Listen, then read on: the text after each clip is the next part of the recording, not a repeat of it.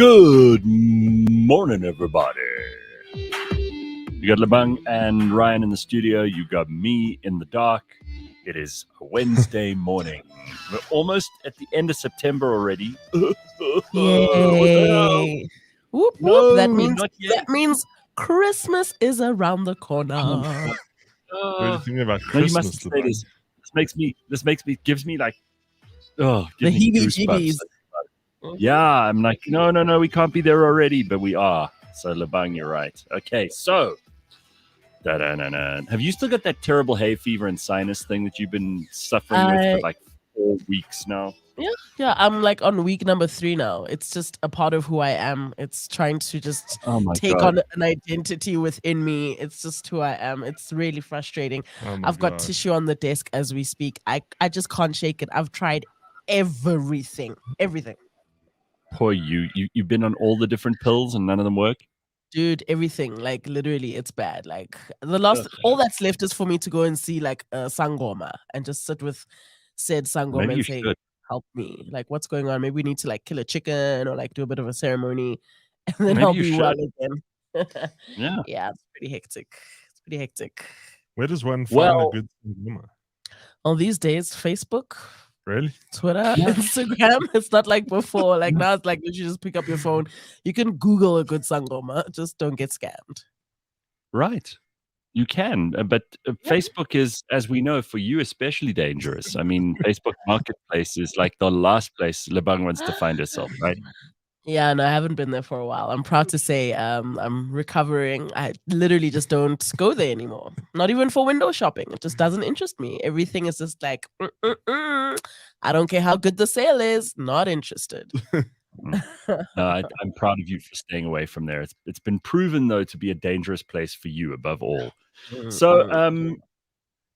So you know what? Don't worry about all the things that are wrong with our country today. Don't think about all the flooding in the Western Cape, which is nobody's fault, obviously. Don't think about all the power problems that we continue to have around the country. I mean, I haven't been able to use hot water in my house for 3.5 days now. I mean, luckily I can handle a cold shower. I'm not so precious that I won't survive. And there are people who really are suffering.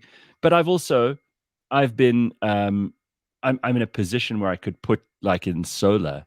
And the only problem is that that God has to switch on the sun. So that'll come on just now, and then I'll actually have light in my house.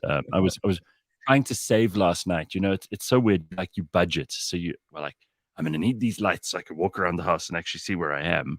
But I don't want to use too many lights because otherwise I'm not going to have power for the show for tomorrow. So yeah. That's how. But is that a real thing? I also find myself doing that. Like, don't need this light, poop. Don't need this light, poop. Like, does it actually make any difference? Like at the end of the day, it does. It does. So I've got this little app on my phone which allows me to see how much power I'm consuming. But the funny thing, it's so weird how this happens, but like my Eskom bill has not gone down, despite the fact that I've been using way less power lately because I haven't had any. Welcome to South Africa. How does that work? Have you had a reduced water bill by any chance? No. Sure. I love when we daydream. I love it. My water bill's gone up, despite me using less. So I don't understand this. And then, at least despite all of our problems, we've got, massive amounts of crime. We've got like real issues to deal with as a country. Unemployment is rising by the day. But at least 2 things happened yesterday, which we should be very proud of, that changed everything for all of us. Number one, Bheki Cele got an award from the Chinese for doing such a good job during BRICS and during the South African Chinese state visit. They gave him something called the Great Wall Commemorative Medal. Take a look at this. This is so great. Wow, I'm so proud of Bheki Cele, and this makes everything better, if you ask me. Here he is, receiving an award from the Chinese. Isn't that nice for Bheki Cele? I mean, he even took his hat off. I've never seen that man's head. I feel like that hat is always attached to him, like it's his brand. Congratulations, Bheki Cele, for representing South Africa so very well for that 1 week when BRICS was here. They were on it, hey? Yeah, they were. I There mean, were there were a lot cops of cops everywhere. everywhere. That must So be what the war is about. I don't know how you guys feel about this, but I'm not going to complain about anything in South Africa. As long as Bheki Cele keeps getting awards, I'm happy. So, first and foremost, that's something I think we can be very proud of. Hooray, hooray. What a Yes. great story. We are Yes. winners when, because our Mm-hmm. police minister is getting awards from the Chinese. So that's one thing you can be thrilled and satisfied about. The other thing is, everybody, just in case you thought that our government had forgotten about us completely and given up on the idea of governing South Africa, no, they're busy changing street names, because Yes. rather than fix William Nickel or make it wider, because as anyone who lives in Johannesburg knows, that is one of the most fucking horrible streets you could ever find yourself on.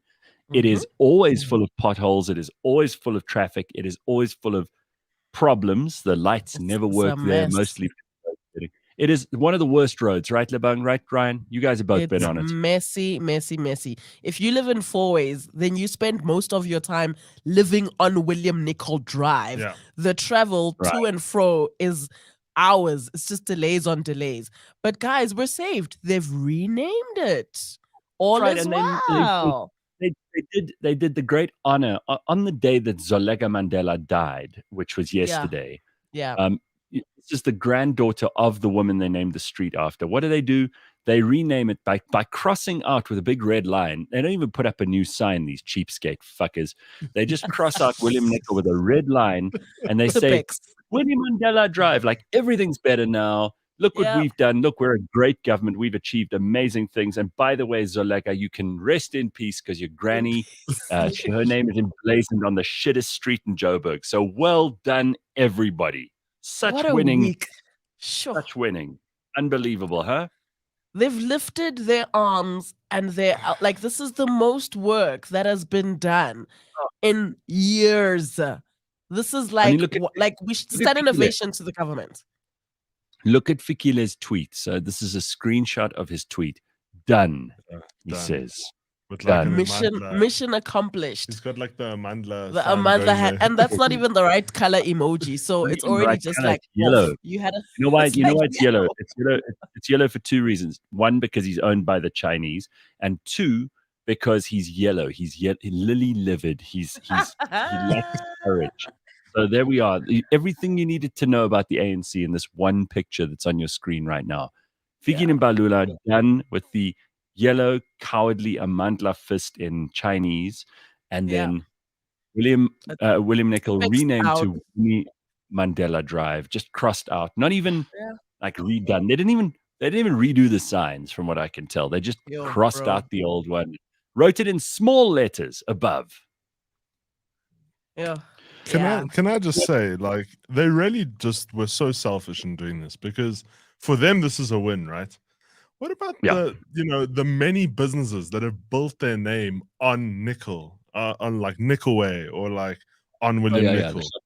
I mean, there's that. But also, I wouldn't change it. Dude, what about crime? What about unemployment? No. I mean, we live in a perfect country. Don't get me wrong. There's generally, like, as far as like the list of priorities of things to get to, well, changing a street name is just for me such a PR stunt. It's just like let's confuse them. That's what it feels like. The best thing, Lebang, is that now the ANC and the EFF are fighting over who should get credit for renaming the street. So, yeah. So this is the children these are the kids that we have in charge of this country. They're fighting over the renaming of a street that everyone hates. It's just, it is like anyone from anywhere else in the world would look at this and go, these people are infantile. They are not adults. They are not to be taken seriously. These are children who've been given way too much of their own authority. They should not be allowed to make decisions. This drives everyone in South Africa mad, because I don't think that there's a single person, even Winnie Madikizela Mandela, her family, who were in mourning yesterday, by the way. It was her birthday, but I mean, you might have thought, if you had any soul, if you were at all a sensitive human being, maybe you would have thought, those members of her family who are left may be a little hurt at this very moment. And maybe it might be nice to have them there when you rename the stupid street. Yeah. But no, it's all about us. It's all about me, Fikile Mbalula. It's all about me, the EFF. It's all about the ANC. They actually think this is an achievement. They think they've achieved something. So I have a suggestion.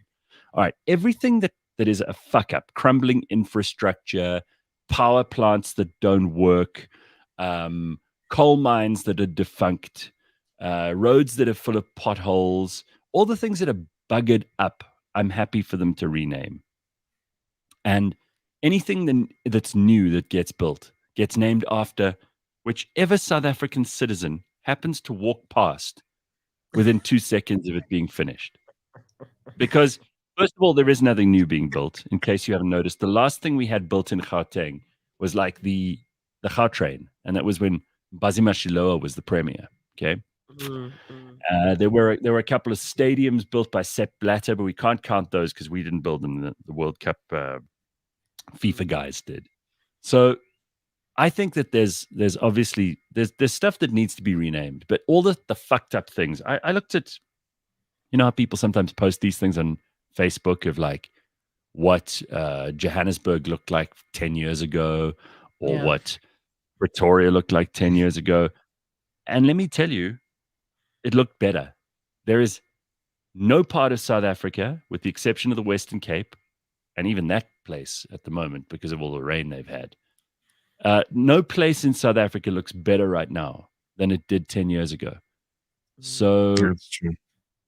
I don't mind if you rename things that have got worse after politicians, because they are the ones responsible for making it worse. But don't you dare go and name anything new. Because first of all, you're not building anything new. And second of all, I don't believe for a second that you should be taking credit for infrastructure that was put up before you came before into you power. even got into power. Yeah, it's actually very insulting, to be honest. It's just shining light on where their heads are at as far as these so-called positions that they are in.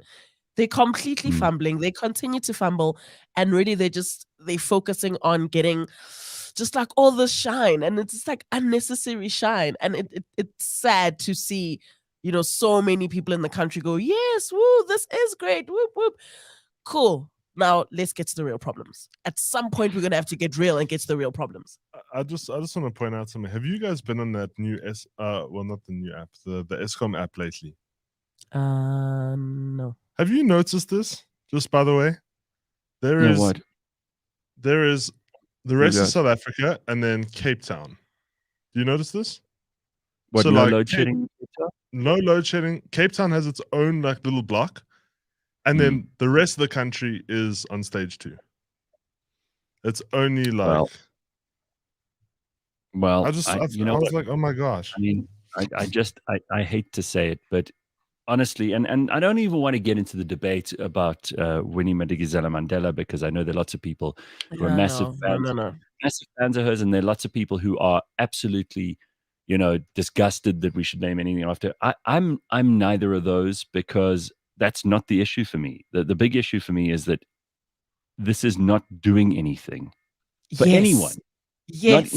Not even for Winnie's family, because exactly. If they had a shred of decency, they might have just waited a couple of days after her granddaughter died of breast cancer yesterday. So clearly just not even a little bit of human sensitivity going on here. Like just tact. Absolute self-serving infantilism. That's all it is. And there's no other way to put it. Anyway.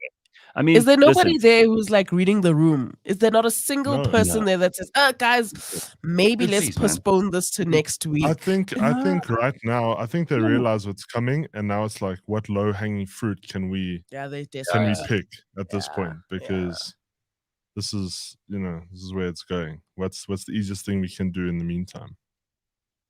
Yeah, no, they pretty much desperate. Tracy does say that the Western Cape has been exempt from load shedding for a couple of days due to the flooding, which is true. No. And there has been, there's been horrendous rain in the Cape. Apparently, Franschhoek had the most rainfall over the weekend. They had 299 millimeters, which is a lot. The Overberg, Cape Winelands, Garden Route, all affected. during the storm. Villersdorp recorded 141 millimeters of rainfall. Early estimates reveal that more than 1,000 homes are damaged due to flooding. So not great in the Western Cape either. This all plays into Bakabantu's "the end is nigh" narrative. Oh, That's his. don't say that. He's in the comments. No. So that could be, Ryan, why you're seeing a separate category for them on the ESCOM app. I was just shocked. I was like, Cape Town is clearly doing better in terms of the power things. I know they have a lot of sustaining options there, and they're normally like a stage or two lower than us regularly. But yeah. Well, I mean, they also are building their own power stations, and they are going to become energy independent of the rest of South Africa. Again, fine. This is the difference between a government that can run a place and a government that can't. That's all. I don't see Jordan Hill Lewis naming anything after him or after any other DA members. I don't see anything in Cape Town being renamed for any of them, but they're getting on and fixing things. So you may hate the DA. You may think they have a lot of things that they could do better, and I wouldn't disagree. There are things they could do better. I mean, my municipality is supposedly run by the DA, right? We interviewed the mayor just, 2-3 weeks ago, and I'm sitting here in the dark, and the rubbish still hasn't been collected, and. So I don't think they're perfect, but they're certainly, like, just by waking up in the morning and getting dressed, the DA are better than the ANC after a whole day's work, in inverted commas. So that's all we can say at this point. And there's just no doubt about it. That's why people are moving to the Cape, and they're not moving anywhere else. So, as much as we have a lot of fun with Cape Town and at Cape Town's expense, I think we've also got to come to terms with the fact that it's just, they run things better. Anyway, sounds like Florida and the rest of the United States might well be. The Cape Town grid is currently protected. This is interesting. From 2 stages. The goal is to have 4-stage protection by 2025. Well, that's very good. That is interesting. Yeah. Anyway, I mean, renaming stuff is just, it seems like this is always a thing that gets people pissed off. I'll tell you what I'm a little bit pissed off about. Yesterday, someone I know whose daughter or son is at Tux University sent me a video. Shout out Tux. Yeah, I know. You and I are like alumni-ish. Yeah, I just don't know. Like, I don't know if we're going to be very proud of what we see here, because so someone sent me this video. Yeah, I know. It's another like embarrassing and disgraceful spectacle. But what's happened is, apparently the EFF were blocking the turnstiles at the university, saying only black students could come in. Why? Now, because again, they're children. We're not dealing with adults. We're not dealing with grown-ups here. Like this is how children behave. You've got 5 of them, Lebang. So your 5 kids, and they range in ages. What they will do is they will push you as a parent, right? They will will try to get a reaction. They'll see how far they can stretch their authority until it comes up against yours, right? So until you say, "Stop it, I'm the mom," and you like threaten them with violence or something being taken away or whatever, then they'll listen to you. So it's the same thing with the EFF. Because the government of this country are a bunch of spineless, worthless wastrels, the EFF play games like this. Now, obviously, I don't even think that most of the students in this case are going to be particularly perturbed. I mean, if I got to university back in the days when I was there and I couldn't go to class, I would have said, "Oh, well, too bad." There were often protests. I'd be like, "Okay, well, I'll have the day off." I could give a shit, because I don't even think tertiary education is such a big deal. The EFF do, and I think them blocking other students on the basis of race it's just disgusting racism. It's the kind of thing that if we saw it in reverse, we would be horrified, and we would be calling national commissions of inquiry, and we'd be arresting people and locking them up for hate speech. But what is the reason? Did something happen? What triggered them? Because from my knowledge, when EFF arrives at a place, it's because somebody has complained about something, and then they come and they try and rectify the issue. So they're not just gonna pick a place and go and cause uproar. It's usually somebody has said, "Oh, there's a problem." Yeah, like usually it's like, "Oh, I got dismissed at my work," and then they'll be at clicks, or someone will say, "Oh, something happened in my lecture," then they'll be at the school. It literally, that's how the process works, from what I know. All right, so here it is. What's going on? This is all we know. So here we go. Have a look. It's a beautiful girl. No one is calling them to order.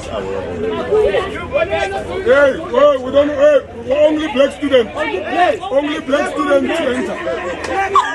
Only black students. Go back.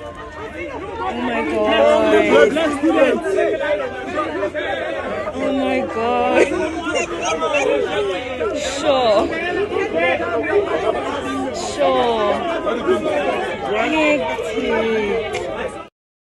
All right. I mean, we don't need to see a whole lot more. So whatever the reason, it's still an outrage and a disgrace. And of course, nothing will happen because everyone else is expected to be the adults and they're allowed to be the children. Now, in reality, just that man standing there saying, sorry, no, only black students, whatever his reason is, it doesn't matter. It doesn't matter. It's like straight up racism. Whoever that guy is, just like all the people who've gone to court for hate speech in South Africa, for using the K word, all of that stuff, it's exactly the same. Straight to court for this guy. I want to know who he is. Doesn't matter what his reasons are. He could be pissed off. I mean, his mom could have been working in the kiosk on the camp. It doesn't matter. That's straight up racism. Not allowed. Not in our country. Not on our constitution's watch. Sorry. There's no reason in the world for that to happen. So if anyone knows more about this, it'd be interesting to find out. But again, stupid rules in South Africa. So if you play stupid games, you get stupid results, pretty much. Like that's just the bottom line. So I think on one end, it's like, like it's a pity to see these political parties continue to use race in this country as almost like a pillar in all of their strategies, just to distract from the real problems. It's not the biggest issue. We've had this conversation so many times on the show, where this is just a tool that they use because they know that they can distract the country, they can distract people, they can rile the people up and get them worked up, whereas there are definitely other things that we should be focusing on. So it's a pity to once again wake up in South Africa in 2023 and just be witness to this ongoing nonsense. Whatever political party it comes from, it continues, and that's the nonsense. I could not agree more. But this is beyond like political parties, and I'm not going to allow the EFF to be treated differently to anyone else who would do this kind of thing. As far as I'm concerned, I want to know why nothing happens to these people. Why does nothing happen to these guys? And it seems not even to have made the news in any of our major publications. I did fact check this. I found out from the student that this was real. It was filmed yesterday. So I know this is not nonsense. I want to know how this happens, because we're supposedly a country that does, even though we should be over this, we take it seriously. We have, we have certain, like I hate these bodies, but the Human Rights Commission and the idea of hate speech, as stupid as both of those ideas are, we have them and people have used them before. So if they've been used from this side, they must equally be used from that side. Otherwise, the law is an ass. So I want to see the law is an ass. Sure. And the fact that we even have, a hate speech clause is ridiculous because that's just marketing for censorship. That's all it is. But if we're going to have it, and people like me don't think it's necessary to have it, but if we have it, then let's apply it equally. Otherwise, I don't see the point. Just throw it away. Nonsense. Well, look at it this way, G.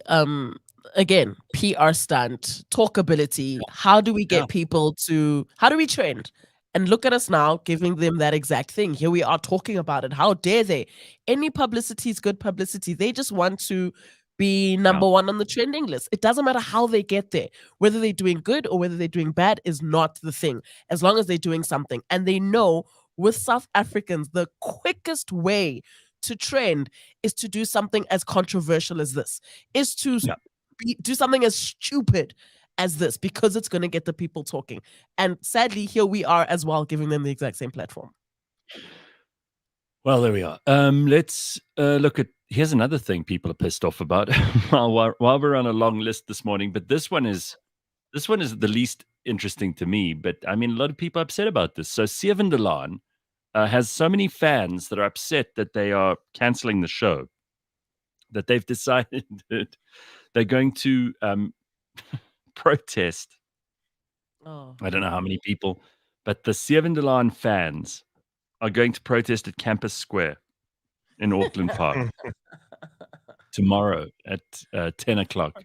So if you have nothing else to do and you're a massive fan of Seven de Laan, then that's where you got to be. A petition will be handed to the SABC demanding that the public broadcaster keep the show on air. We've received news about a petition, but the decision taken is a business decision, said Caroline Bheki Cele, who's an SABC. Imagine being an SABC publicist. That poor woman. She's got such a horrible job. Shame. Anyway, I've got so many questions. Like, my first thing is, Campus Square is still a thing. Isn't that like? Oh, they've actually built it out, eh? Is it? Isn't that where there's like a lot of students? I don't know if students are watching Seven de Laan. Like, I don't know if people are still watching it just to try and. No, Simpure is going to be off tomorrow. Simpure is going to Campus Square tomorrow. Is Simpure a big fan?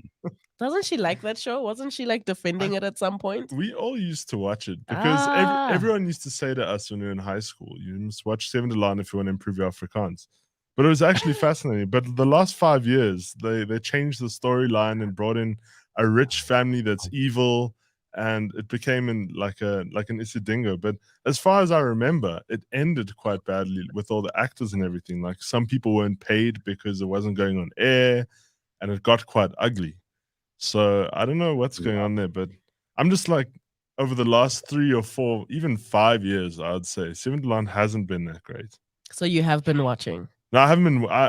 It's okay. I tune in every now and then just to see what it's like. It's like when old WWE fans tune in now just to see like if it's still the same. I mean, the problem is that the SABC can't afford to do anything like they can't make shows. They don't have any money. They have run out of money.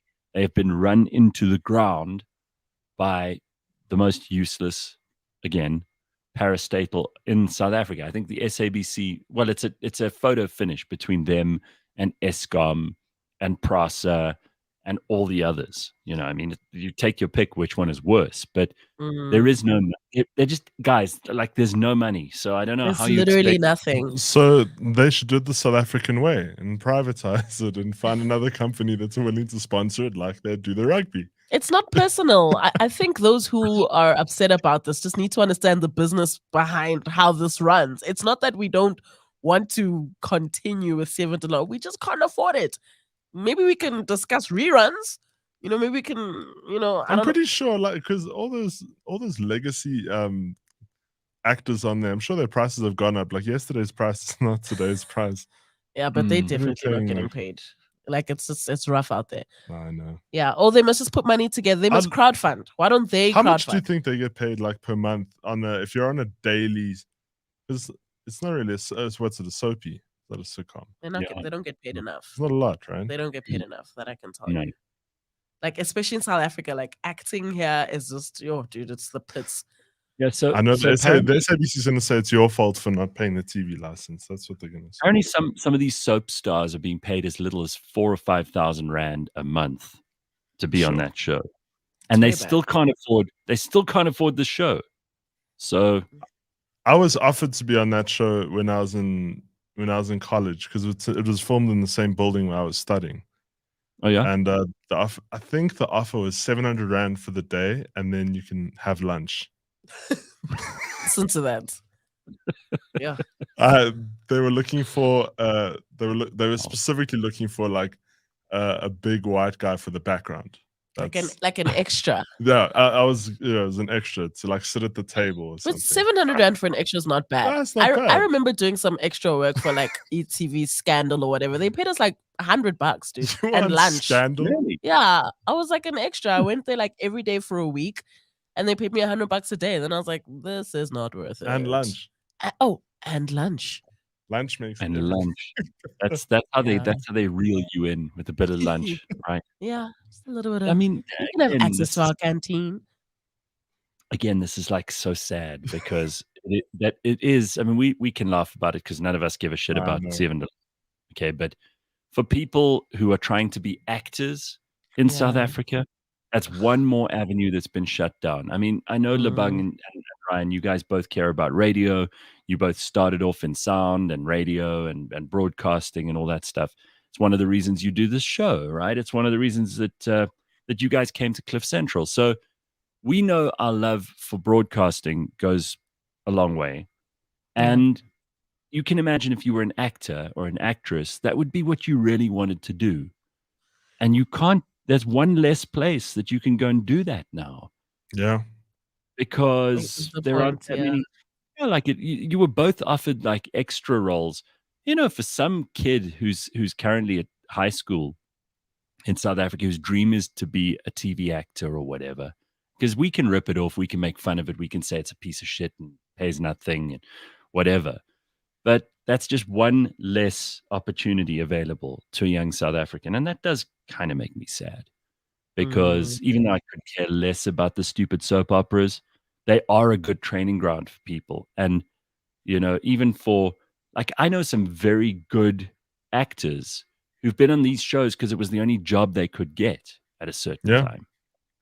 So, and some legends were made from these shows. I mean, you know, you can recall a few from the Sidingo days and yeah. But look, we've got YouTube now, guys. Like literally, we live in a time where if you are a young aspiring actor, actress living in South Africa and you want to break through, like literally start a YouTube channel, write your own scripts, do monologues on there every week. You have the platform now to do your own thing instead of or just TikTok, waiting, I mean. or TikTok, whatever the platform is. We don't live in a time anymore where you need to wait for them to come and find you, or you have to just keep auditioning. Start and put the work in on your own, and then the rest will follow. And that's what I think anyway. So it just be like that sometimes. Yeah. But there is also a difference between like filming yourself on your cell phone and hoping it will get you somewhere and actually being in a TV production. I mean, you know, 100%. 100%. Having done the biggest TV show in South Africa for a couple of seasons with Idols, we have directors and lighting guys, and sound guys, and we used to have a full production, and it was really done properly. There's a difference between that and, you know, doing like some lame show on your on your YouTube channel. Yeah, I mean, what I mean is at least start doing something, because a lot of the stars today are handpicked from their YouTube channels. These casting agencies aren't sitting there, you know, casting hundreds and hundreds of people who are talented. They're literally going online to see who's got a following, who's already putting the work on YouTube. Because remember, if you already start to build your brand with what you've got, it teaches you the discipline. It teaches you a lot about, you know, that space, that by the time they do pick you and you get into the big studios with the cameras and you're on these great sets, you're kind of already halfway there. So there's like there's a way to do it in this day and age that 10, 20 years ago you weren't able to do. So just use what you've got now. Don't be upset about the fact that Seven de Laan is closing down and you maybe won't get a shot to do that. Start a Seven de Laan spin-off, make a skit out of it, and put it up on YouTube. We'll support you. There we go. Thank you, Lebang, for bringing some some positivity and optimism. It's about time. It's like 30 minutes of like things we hate in our country. Okay. Well, this I don't know if I love or hate this, but it is hilarious. So, heat waves and wildfires, as well as extreme flooding in Greece. So it isn't just here in South Africa that we've had some extreme weather events. Have destroyed many areas of farmland, and the surviving livestock are struggling to find enough to eat. So a herd of sheep, which was looking for fresh grass for food due to the flooding, started behaving strangely after they ate large parts of a cannabis crop. according to reports. Wow. The sheep invaded a greenhouse, and that greenhouse made medical cannabis in Greece. The owner said the crop had already been badly damaged by a heat wave and Storm Daniel, and the sheep had finished what was left. The herd had been grazing in the flooded plains of Thessaly before heading to the greenhouse near the town of Amiros to eat around 100 kilograms of weed. Oh my God. Can you imagine sheep on weed? This sounds like a good movie. I would actually watch a movie of these sheep just getting high. I love this. I think it's so fantastic. It makes me very happy. Yeah. So, I mean, even though, there's probably not so great for the poor guy who was trying to grow some weed to sell. I mean, it is hilarious that this bunch of sheep have effectively eaten his entire crop and got high as hell afterwards. It's bloody hilarious. All right, a couple of things that you guys wanted to bring up, and we've already discussed Lebang's incessant hay fever. There was some good advice in the comment section for you, Lebang. I saw a comment actually where somebody was suggesting I try a nasal spray. Can I tell you, Garrett? It has actually been hilarious watching, trying to see Lebang get over this like thing, because everybody in the office has got their own suggestions on what she should do. Like Dari suggested she should eat chilies. So I've been eating chilies every day. There was one night in the morning, she literally said, like, Ryan, last night I ate all the chilies and I'm still the same, but my mouth is on fire. It's like trial and error. It didn't help at all. What else It did did Dari nothing. suggest? Dari suggested something else to you once when I was in the office with you. Was it And I was like, the menthol crystals? oh yeah, It was the menthol crystals. Right. So what I do, I put them like on top of my humidifier, and then like the air gets like, you know, all mentholed up, but it still does absolutely nothing. So I'm just gonna like pretty much give up. I'll probably like go to the doctor next week and get like a serious thing. I just find it fascinating how everybody has their own like tips and tricks. It's actually interesting. It really is. The security guard at my house actually like took some branches off of a tree and was like, take these, boil them for 10 to 20 minutes. And after that, sniff it in. After you sniff it in, drink it. I was like, okay. And I tried it and it didn't work. I've tried Did you try everything. eucalyptus? I've tried eucalyptus. I've tried it all. There's nothing I haven't tried. But guys, on Saturday, I was watching the rugby at one of these this place called the German Club in Portsmouth. It's like, you know, these cute little pubs that are like, have been there for ages, blah, blah, blah, blah, blah. And I was walking outside and I heard a voice and someone was like, Lebang. And I'm like looking around, I'm like one of the only black people in here. Like, who is that calling me? And there were these two people sitting at the table, Mia and Brandon. And they're like, oh my gosh, we listen to you on Gareth's show every day. They were like, they couldn't believe that I was there, actually. And I couldn't believe that they were there and they recognized. I was like, oh, hey guys, how's it going? So we had like a nice fat chat. They're actually such nice people. Every person that I've bumped into that actually like watches the show and engages in the comments is actually so nice in real life. Yeah. I think all of this is just an act, you know, this whole like mean comments, blah, blah. It's all just an act. Like everybody's actually quite nice. So shout out to me and Brandon. I hope you guys are listening. Very nice to meet you guys. Cool. That's very cool. It was nice. I got a gift. I think it's from Roz.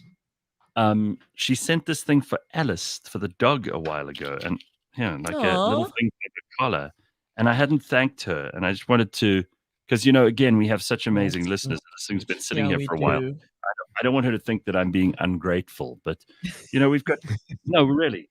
I mean, I'd forgotten I even had it for a little while, which is very rude. That's so kind. Anyway, nice of her to send that. So, there are, you know what, Lebang? People put on, like on the internet in general, they put on this, I'm this tough, I'm this really, unbelievably, rough and ready. I'm not scared of anything. I'm a hardcore sort of human being thing. And then, when you meet them in real life, they're like sweet, lovely people. Right? It's quite something. It is quite something. And it's always at the last place that you think. I ran into someone at I was at the Thunder Gun one Sunday because they make a mean roast on a Sunday. Thunder Gun. No, the Thunder Gun. And then a West Rand local. No, it's in Northcliffe. It seems like close enough. It's been there for like a while. My dad used to jog there back in the day, but somebody just tapped me on the shoulder and they were like, "Oh, are you Ryan? I recognize your voice from the podcast." And I was like, they said they didn't watch it all, but they just listened to the podcast every day. So I was like, wow, the fact that you recognize How loud were you voice. talking, Ryan? Not loud at all. I sat in the bar area because the restaurant was full. Annoying. Imagine how annoying Ryan was if they could hear his voice so loudly that the guy came over. Aren't you the guy from that show I listened to? All right. So I got such side eye because I think it's a place for a lot of old timers. So then they see young guys come in there and they're like, what are you doing? So it's interesting there is even such a place. I mean, I don't know in South Africa, do we have like a, you know, in England they've got pubs and everybody in the town or the village goes to the local pub for sports matches and that kind of thing, and then they sit in their same place. Do we have places like that? Yeah. I think a lot of them exist. They all just kind of in these tiny little pockets in these neighborhoods, and a lot of them are actually very friendly. You know, from the outside looking in, it's like, oh no, it's probably very cliquey and everybody knows everyone.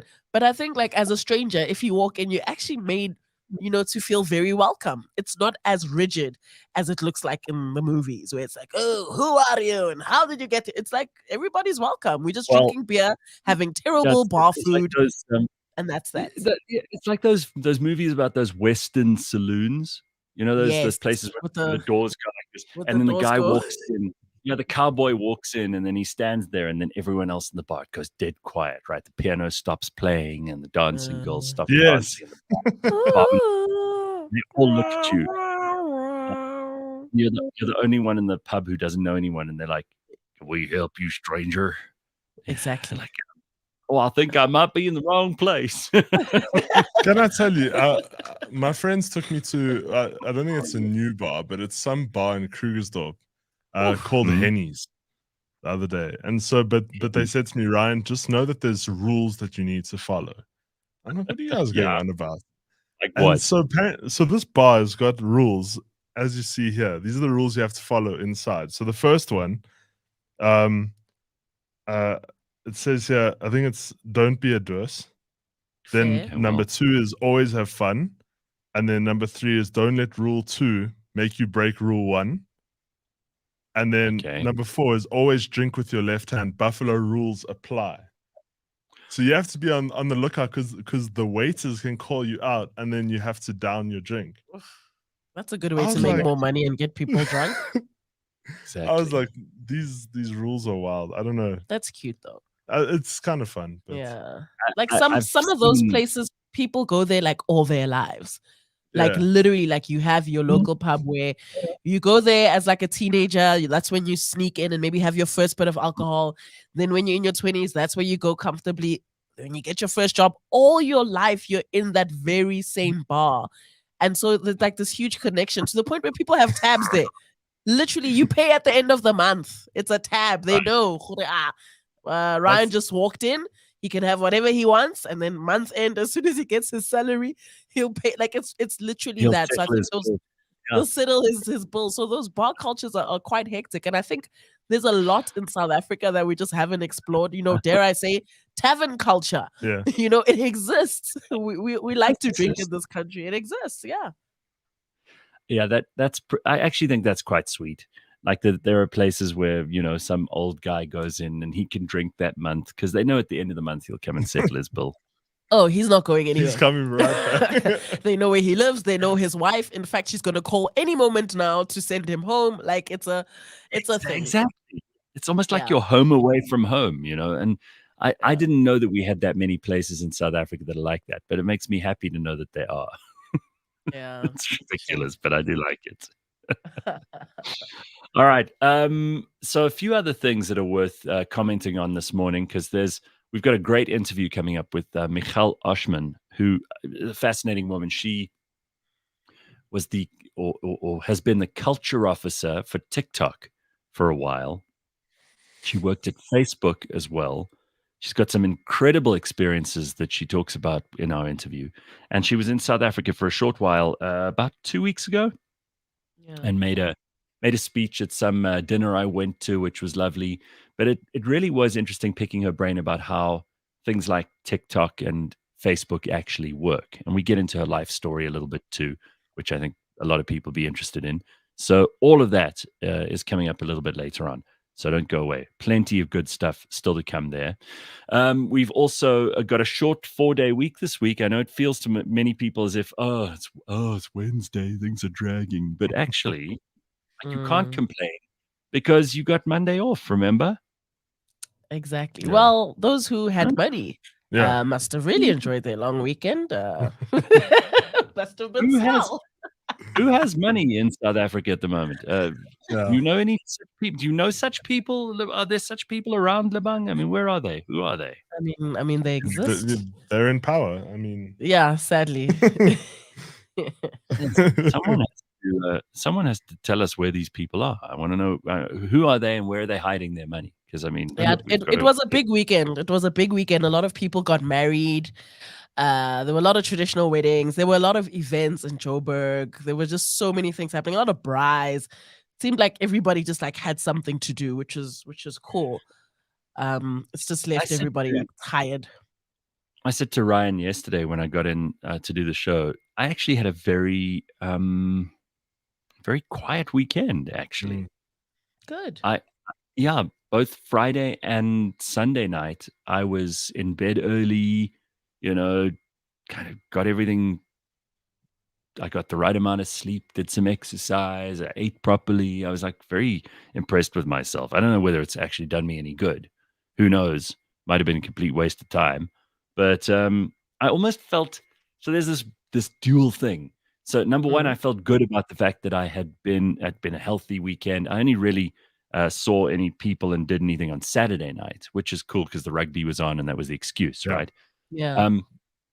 But the rest of the weekend, like part of me is pleased that I had a nice, quiet, relaxing weekend. The other half of me is like, what a waste to waste 2 nights. You could have done something on Friday and Sunday, I don't think so, Gareth. I think like you did the thing that you wanted to do and it was enough for you.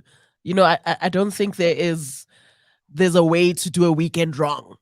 You know what I mean? There's a way to do a weekend the way you want to do it. And I mean, if you needed to just rest, dude, just fucking rest. I mean, think about all the things you saved. You saved social battery outside having to smile at everybody and take pictures with everyone. You didn't have to do that. You didn't have to spend any money. You didn't have to get in your car and drive anywhere. You literally sat with your little doggy and did exactly what you wanted to do. And that is enough. Yeah. You know what? I'm so glad I brought this up, Lebang. You made me feel better. There we go. This is what I'm here for. I will be sending my invoice anytime. There you go. She's not only the mom to her own kids, she sometimes plays mom for the rest of us as well. So yes, thank you. I do. Feel better about it. Okay, so how about this? I'm really impressed at this. Listen to this, what Carl DeSantis is doing. I have a 3-day week next week. I'm going to a 5-star game reserve for 3 nights. 10-year wedding anniversary. You can always make more money. I love that. What tender did you get? No, but let's just put that aside for a moment because I think he has his own business and we've spoken about this on the show before. But well done, Carl, and also good that well done to you and your wife for 10 years marriage. That's a big milestone. I'm really impressed with that. That's nice. Congratulations. Yeah, congrats. That's very good. John Bad Dog says they've got like 10 pubs all over the East Rand. Everyday regulars at them have that all-day drinker, night drinker week and casuals like a soapy at each one. Yeah, it's like a TV show. What was that show that was popular in the 80s in America? Cheers, right? It was about this bar in Boston, I think. And that's what they just used to go there every single week. Every day, not even every week. Yeah. I think 10 is also is little. 10 pubs is way more. No, but I feel like way more than just 10. 10 is a lot for like a small community.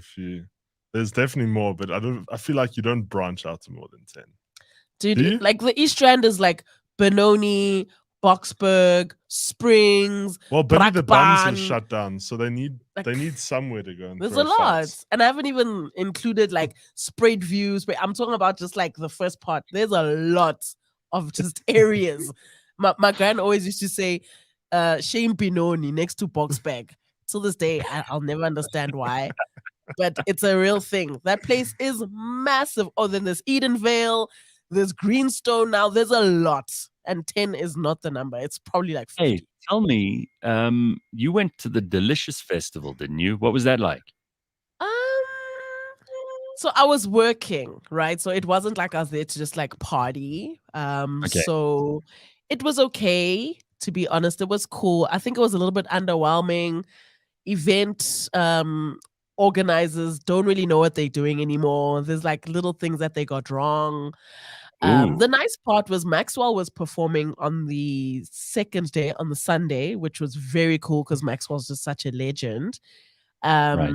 So yeah, it was all right. It was cool. Just like people that have money just being outside spending their money. Pretty much. And what's the idea with that? Because I've never been to it. Is it meant to be like food and drink, or how does it all work? People just wandering around? On paper, it's like come through, have like this nice array of foods, but it's now more just about the music and the actual live performances and big brands just sponsoring like massive marquee tents to to schmooze their clients and stuff. It's pretty much that brands come and they put up stages and it's like a festival. That's what they're trying to go for. But again, they're just not hitting it, the right way. It's lost. It's like the food is now just, it's the same kind of food. For example, it's just burgers and ribs and chips. There's no variety anymore. It's in the beginning, Delicious Festival was that. It was a festival about delicious food. Now it's like come through and party while you have a drumstick in hand. So it was all right. But next week, I'm going to Rocking the Daisies, which is like, I know it's going to be amazing. Like that is like international standard type festival. That's the one where Kendrick's coming, right? No, Kendrick's in December. Oh, that's the next week is Stormzy and Bass and Denzel Curry. Yeah, that's like that whole squad. So it's a busy time of year. There's a lot going on. Nothing wrong with that. That sounds pretty good. Yeah, exciting times indeed. Indeed. From a pub to a festival. Well, you know what? That's South Africa. We just go from drink to drink. Yeah, literally. So Jared says, speaking of having a lot of bars around your neighborhood, I live in Bromley in southeast London, and the residential street behind mine has 4 pubs on one road, and all of them are busy every day. Love that. I love that. Do you have a local place near where you live, Lebang?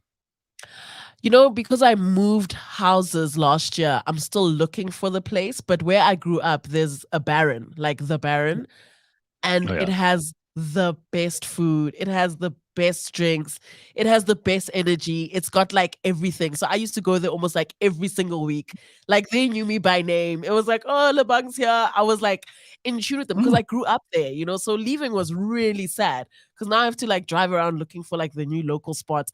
And I don't know if there is really like a nice, just I'm a bar. I'm not trying to be a fancy restaurant. You get what you pay for kind of place. It's a little bit like fancy and like everybody's like a bit stuck up there in this area. So it's a bit different. So I'm still on the hunt, Gareth, and I will give you feedback once I locate it. Okay, well, yeah, I don't have a local.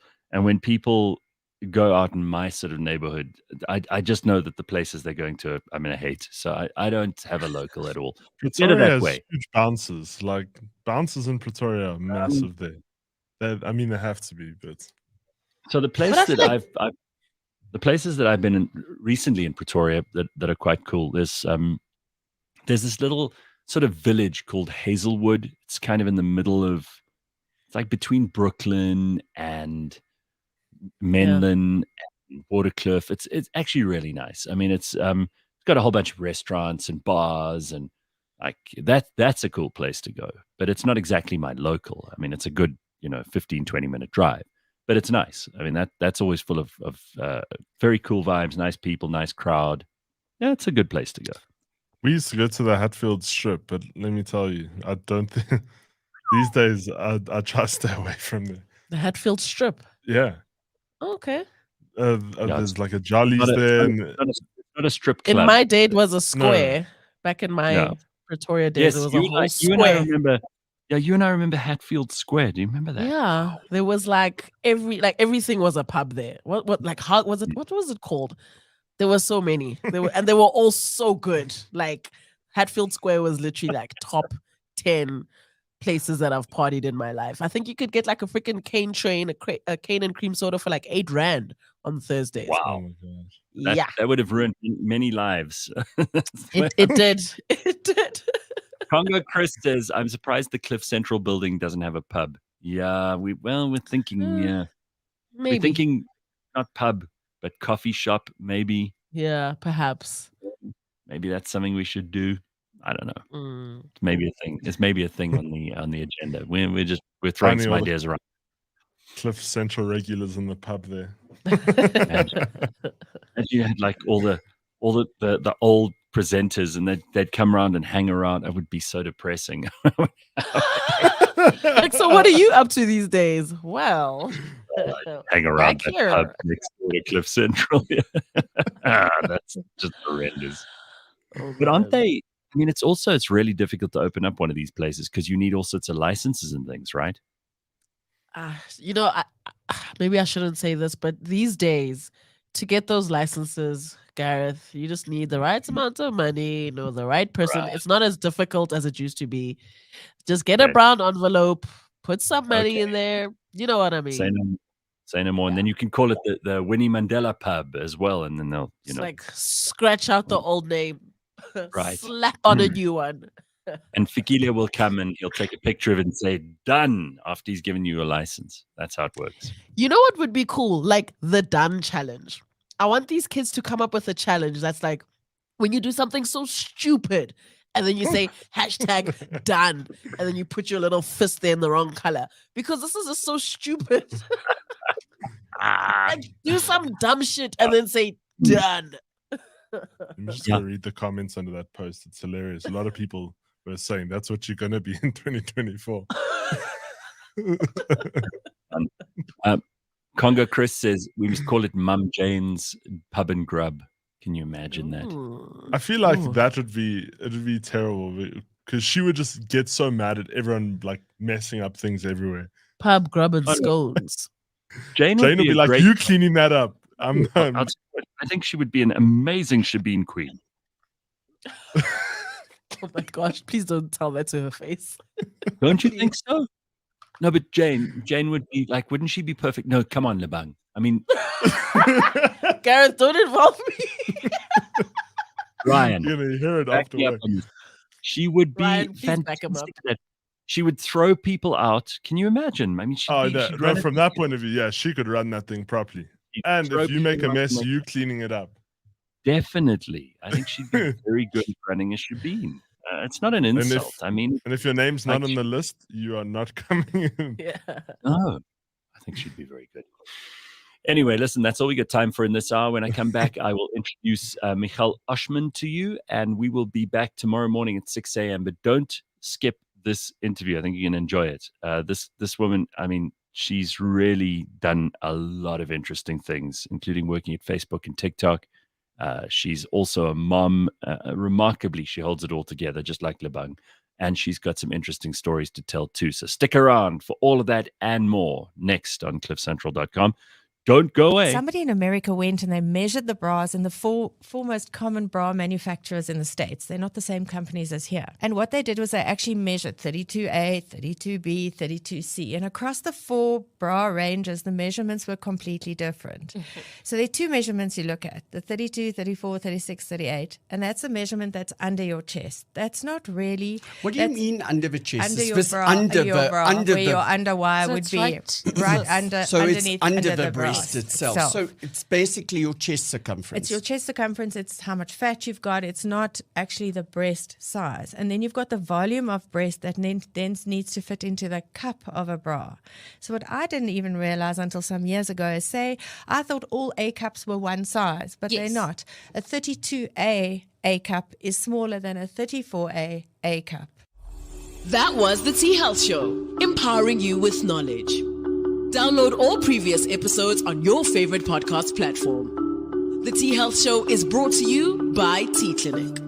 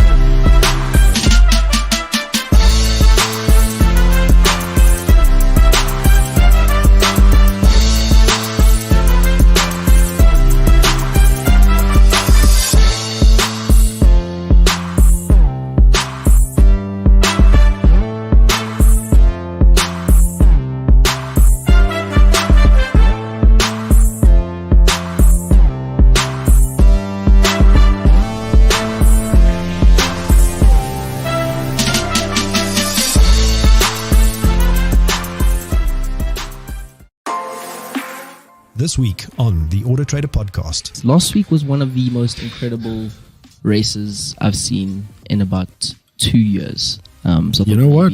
Last week was an example. Singapore is what we're talking about. Yeah. Was an example of how Formula One should be. Oh, it used to be. Well, that is the formula. No, I can't remember when it used to be that way. What, close racing throughout?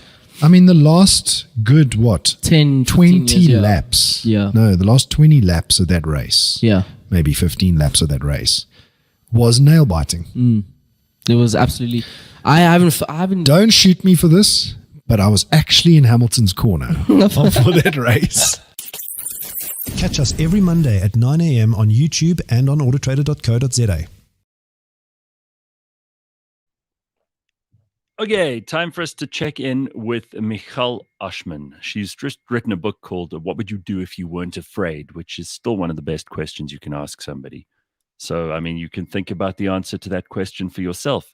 What would you do if you weren't afraid? It's a great thing to think about. And while you're thinking about that, you might want to learn one or two things from her along the way. She's a very impressive and accomplished woman who's held down a couple of very important jobs in her time, and I think you'd probably be interested in what she has to say. So without further ado, here she is, Michal Oshman. It is Wednesday morning on cliffcentral.com. We will see you tomorrow at 6 a.m. Cheers. Well, Michal Oshman is my guest. She's a seasoned leader in tech, finance, and advertising. She's been driving culture and leadership at TikTok and Meta. Those are not small companies. Passionate about people and culture, she blends spirituality and leadership principles to create compassionate workplaces. As the best-selling author and TEDx speaker, she also shares insights on company culture, growth, and career success. Her journey as a mother of 4 shapes her values, fostering lifelong learning and inspiring healthy, high-performing organizations. That is an incredible CV. Michal, very nice to have you here. You're a terrific guest because before I've even had to ask you anything, you're already like, what's going on here? And you're doing what you've done and working for the companies you've worked with. That's a very high level of performance that's required there. And it's something that I don't think a lot of people get. I don't think a lot of people understand how competitive, how insane, how very complex those organizations are. You're dealing with global audiences and billions of people. Yes. It must be, there's a lot of pressure there. I get asked this a lot, actually more recently. And to be honest, every time I get asked that, I kind of pause and I think, and I think the word that you used, which is complex, is so spot on. It's big. when I joined Facebook, I think it was just after they IPO'd, there was a bit of a kind of challenging time, I think, when they were thinking, how will they monetize from mobile?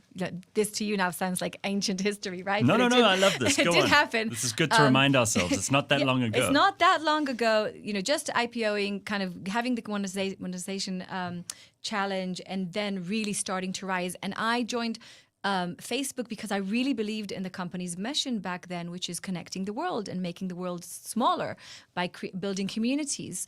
And I found that fascinating, especially as someone who is originally from Israel.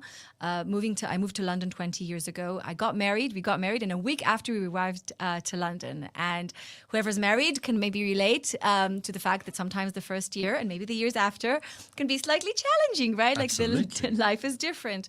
So I thought how fascinating it is that there's a company that creates communities, because when I moved to London, I felt really lonely. My husband went to London to a business school, and I had to start my life all over again at the age, I think, of 29.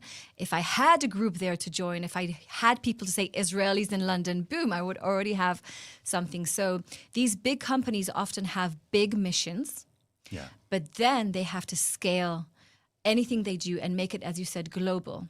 And that's what I learned really, I think, at Facebook and TikTok. When you have a brilliant idea or platform or mission, and then you want to scale it and you want to make it relevant in any place in the world to any person, that's what I find really fascinating.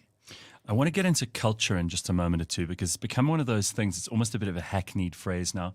People say, oh, our company culture is whatever, and actually there's no culture at all. Yeah. Or they're trying to pretend that they have a culture because they've heard it's important to have one. Yes. Right? Yeah. Mm-hmm. So we'll get into that in a second. But I heard the most fascinating thing, and I want your thoughts on this. Somebody said to me the other day, when they invented the printing press in Europe in the 1500s, 1600s, and it immediately opened up the opportunity for so many people to communicate in ways that weren't available to them before, in their common language instead of only in Latin illuminated manuscripts and that kind of thing. And obviously at the beginning of that process, everyone was hugely excited, Martin Luther most especially. Now we could all read these texts that before were only for the priesthood.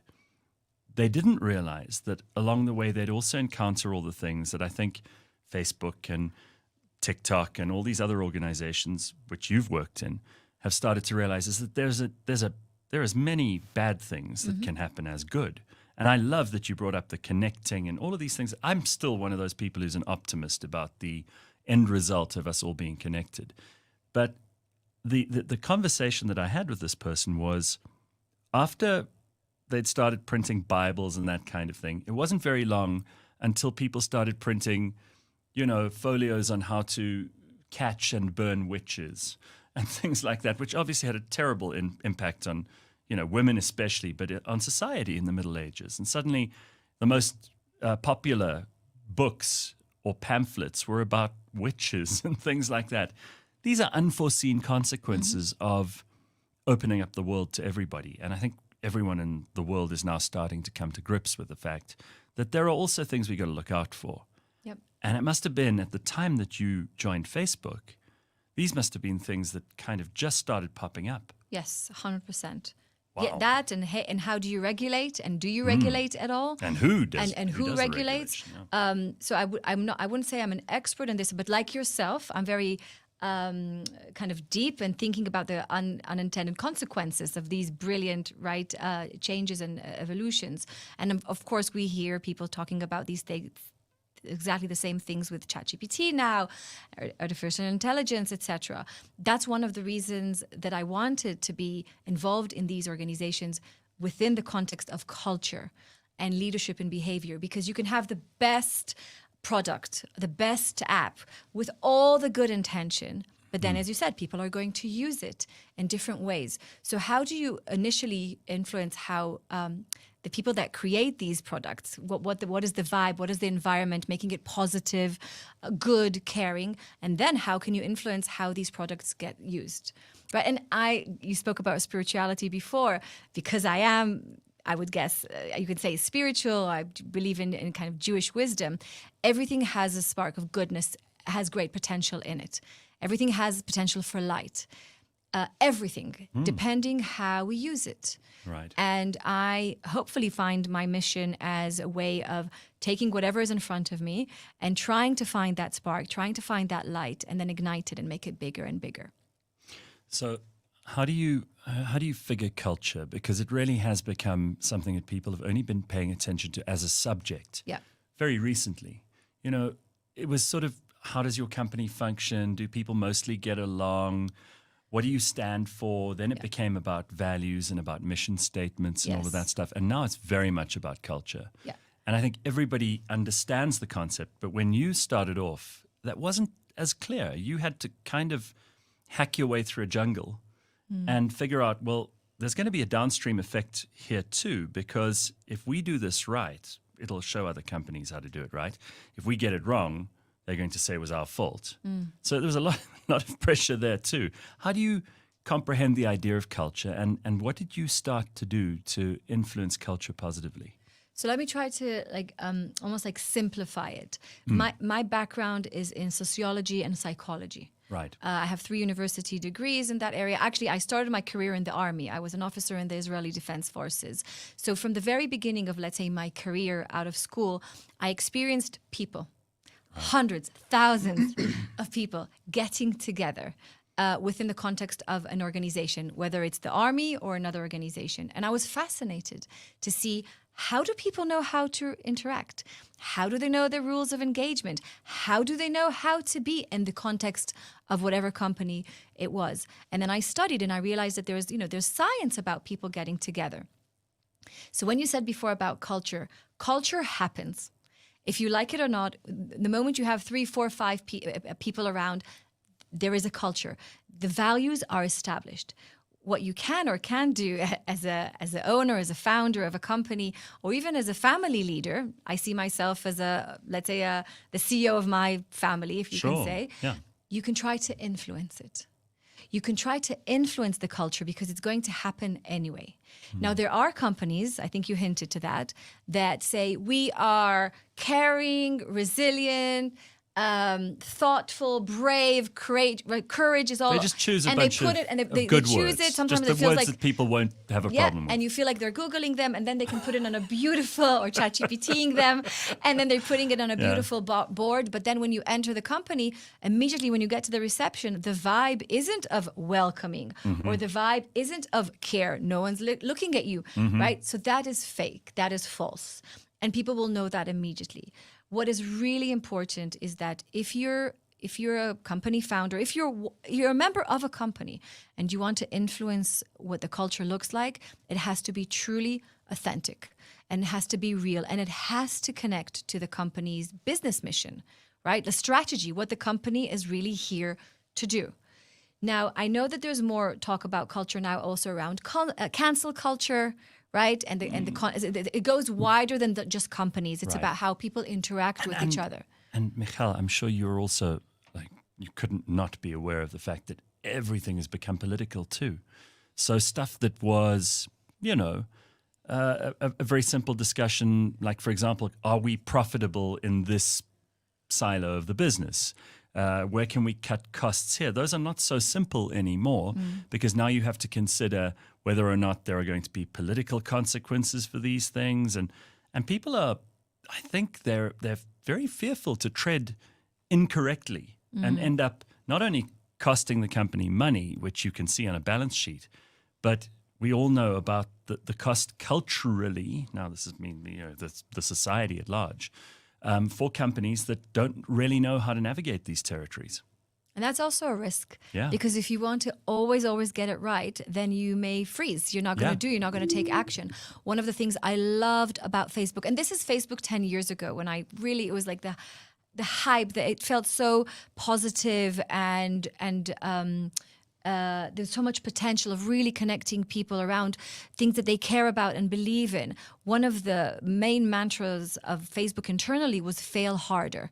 So my book is called What Would You Do If You Weren't Afraid? And that's taken from another Facebook mantra. So when I entered the company in the first day, I saw a big poster saying, what would you do if you weren't afraid? And then just beside that poster, there was a poster that said, fail harder. And it wasn't just on the wall.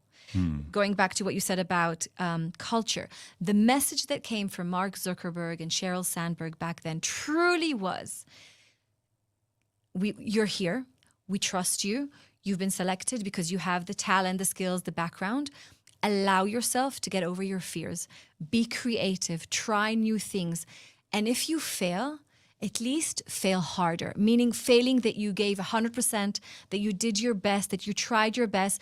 It's painful to fail, but we will fail. If we want to grow, if we want to improve, there's no other way than failing. And this normalizing failure and normalizing the fact that we're not always going to get everything right, I think is actually quite missing at the moment in many companies because of this tension that you mentioned.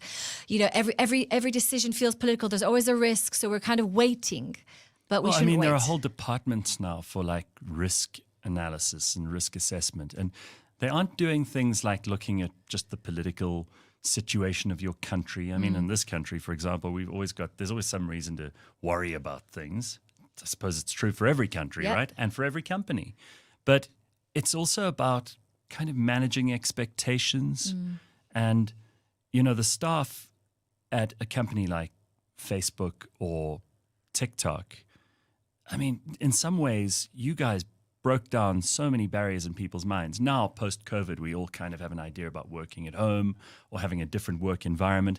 But before that, we've got to remember it was totally different. 100%. And you guys were already bringing in bean bags and nap rooms and libraries. And there was a menu of stuff that you could have at lunchtime. And if you needed to stay at the office, there were mental health people around and all kinds of things that are now pretty much on the agenda for every company. In the beginning, when you guys came up with that, it wasn't the usual. It wasn't even available in most places. I can't take credit for that. I love the beanbags. I was gonna say we finally met the person who introduced the beanbags. I'm not the beanbags person, and I have posture issues, so I'd never really used them. But and even those things were looked at in different angles. And even today, sometimes I felt, maybe this is too much. I felt a bit of privilege. Like there's like 5 flavors of granola. Yeah. That's too much as well. I think it's also about finding balance. And today, things. Well, I think a lot of those people have learned that lesson the hard way. Yeah. So there's been a correction and a course correct. I think that many of us are feeling, and I will include myself, that there's too muchness going on. There's a lot going on, right? When we live our lives now, we have to consider everything, what comes out of our mouth, because we want to be thoughtful and we want to be caring and we want to understand different people and meet them where they are. We want to make the right choices, as you said, right? We want to be sensitive. We want to grow. We want to succeed. We care about what we look like from the outside, from the inside. There's so many expectations, and that's why we're anxious. Because we're always worried. And I'll speak for myself because I don't want to speak, I don't know, maybe your listeners are the most relaxed, including yourself. But I feel we now, going back to culture, many of us are living in a culture of too muchness, which can evoke anxiety because we are expecting a lot and we want it now. Even when it comes to emotional things like, getting our marriage in a better place or learning how to be better with our children, our community, we want it now. We want a couple of sessions. We want to watch a series and boom, be a better parent. It doesn't work that way. No. And it is, there's too muchness. I just want to go to your book for a second because I don't know how many people ask themselves that question every day. But what would you do if you weren't afraid? So many people have thousands and thousands of inhibitions and concerns, worried about people they don't even know and what those people think of them. And, again, I heard this brilliant thing the other day. Someone said about, 3 days after you've died, people are going to stop thinking about you, most of them. There'll still be a few who really... How many days? 2 or 3 days. Maybe 10, maybe 15. Yeah. In some people's cases, as soon as you walk away from that, they kind of get into a zone that you don't really go into that often. They say a grave is only ever visited like 2 generations after, and then it kind of isn't. So what's holding you back? If you zoom out enough, make those dreams and ambitions come true. Don't be afraid. The things that you're afraid of are so silly by comparison, and they're all in your head mostly. It's in the head. But it is meaningful. I chose to call my book, What Would You Do If You Weren't Afraid? My fear in my younger years, let's say the first 20 years of my life, my fear was actually influenced because I was and am a third-generation Holocaust survivor, and I was brought up by my grandparents, and all of them survivors. And my parents, of course, were with us as well. And my grandmother, Hannah, she jumped off the train that was on the way to Auschwitz. Oh, my God. She lost her father, her mother, her brother and sister, and she jumped off the train. She was shot at, she was injured, but she survived. And she was the person that influenced me most in my young age. And she used to force feed me chicken soup so I can be fuller and stronger when the next horrible thing happens. My first childhood memories is hiding tuna cans all over the house in the attic. So when something horrible comes, we can just pack that and run away. So that is trauma, huh? That is trauma, that is fear. And that's my story, but everyone has their own baggage and story connected to fear, right? And for years, I couldn't sleep at night. I was ready for sorry to say, it sounds horrible, for the Nazi to come. I had an escape plan. And, I took that to I used to check that my parents... And they say that there's an epigenetic effect Yes. of this stuff, right? I mean, they've done a lot of research on Holocaust survivors and their families, and there's this guilt as well, which, I think has been written about and discussed at length, but is worth reflecting on, is that the ones who survived almost feel bad about having survived because they lost so many people they cared about that didn't. But then they also transfer that fear, that anxiety, that trauma to their children and their grandchildren, which is clearly what happened in your case, Yes. either in a very real physical material sense or through the genes, through the behavior, and that stuff's very real. It's real, and in a way, you still live it today. And again, this is but everyone has their story, right? Of either, their childhood story, as we said, survival story. I did everything I could not to pass it to my children, but my children are still carrying this. Really? Yes. I try, of course I speak about it in Holocaust Memorial Day, but I try it not to be in the DNA of our family, but it still is. Isn't that funny though? It's the finest line to walk, because I'm one of these people who's a big fan of history, and I think it's important to remember stuff, especially things where human beings have really let the whole race down. The Holocaust is a stunning example of just how bad things can go, and I don't think it would be a very smart move for us to forget about that or to memory hold this in 100%. any way. No matter what your culture background or your connection to World War II, Europe, Judaism, whatever it might be. It's a good lesson for humanity, and we should keep it up front. But you also don't want it to become a preoccupation that holds you back, right? And these are big... You spoke about guilt. So at the age of 28, 29, I was in a very low place within myself. I had so much to be happy about, Gareth. Like, I was successful at work and all these degrees, and I had a family. Inside, I felt empty. And I started having really bad thoughts. And I was so ashamed of myself because I was the same age of my grandmother Hannah when she jumped off the train. So you can imagine, Wow. I'm living in London, safe, beautiful house, family, job, secure. My grandmother, nothing. And I was depressed. And I remember looking at myself in the mirror and I said, Michal, what is wrong with you? Why are you feeling so empty? Why can't you be happy? You have everything that your grandmother could ever like wish for or dream of. But I think it's connected to the world maybe that we live in today, these expectations, these never feeling really fulfilled. And it was really at the age of 39, 10 years ago, when I discovered Jewish wisdom. So I'll tell you about myself. I grew up in Tel Aviv in a secular Jewish home, knowing that I'm Jewish, but not really connected to my faith. Culturally. Gotcha. Also, when you're in Israel, let's say the Day of Atonement or the Jewish New Year, it's happening, right? It's like all around. There's no awareness. And also my house is not a religious house. But then in the age of 39, and this is a long story, and if whoever wants to hear it can read in the book, I discovered Jewish wisdom. I discovered that there is Jewish psychology.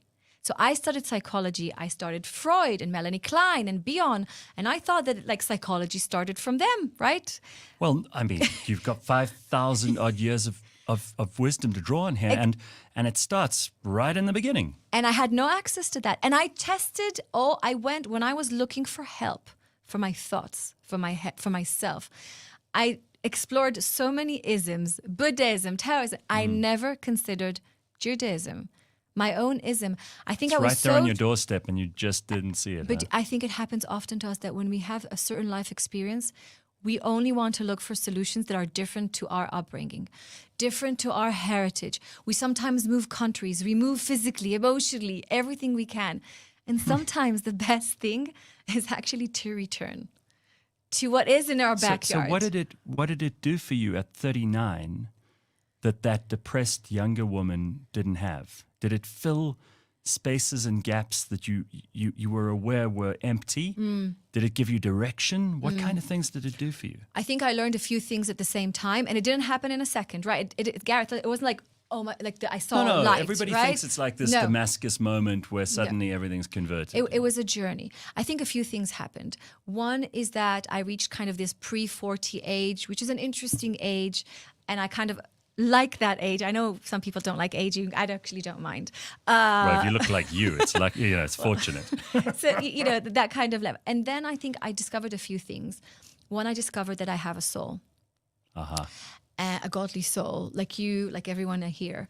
And my father held a very leading position in Israel for many years. He was the chief forensic pathologist. He was the chief coroner, especially in these years when Israel was going a lot of, unfortunately, intifada, terror attacks. And I was exposed to death. My eyes saw a body in a very young age. So for me, you see, I grew up, death was just the most immediate thing.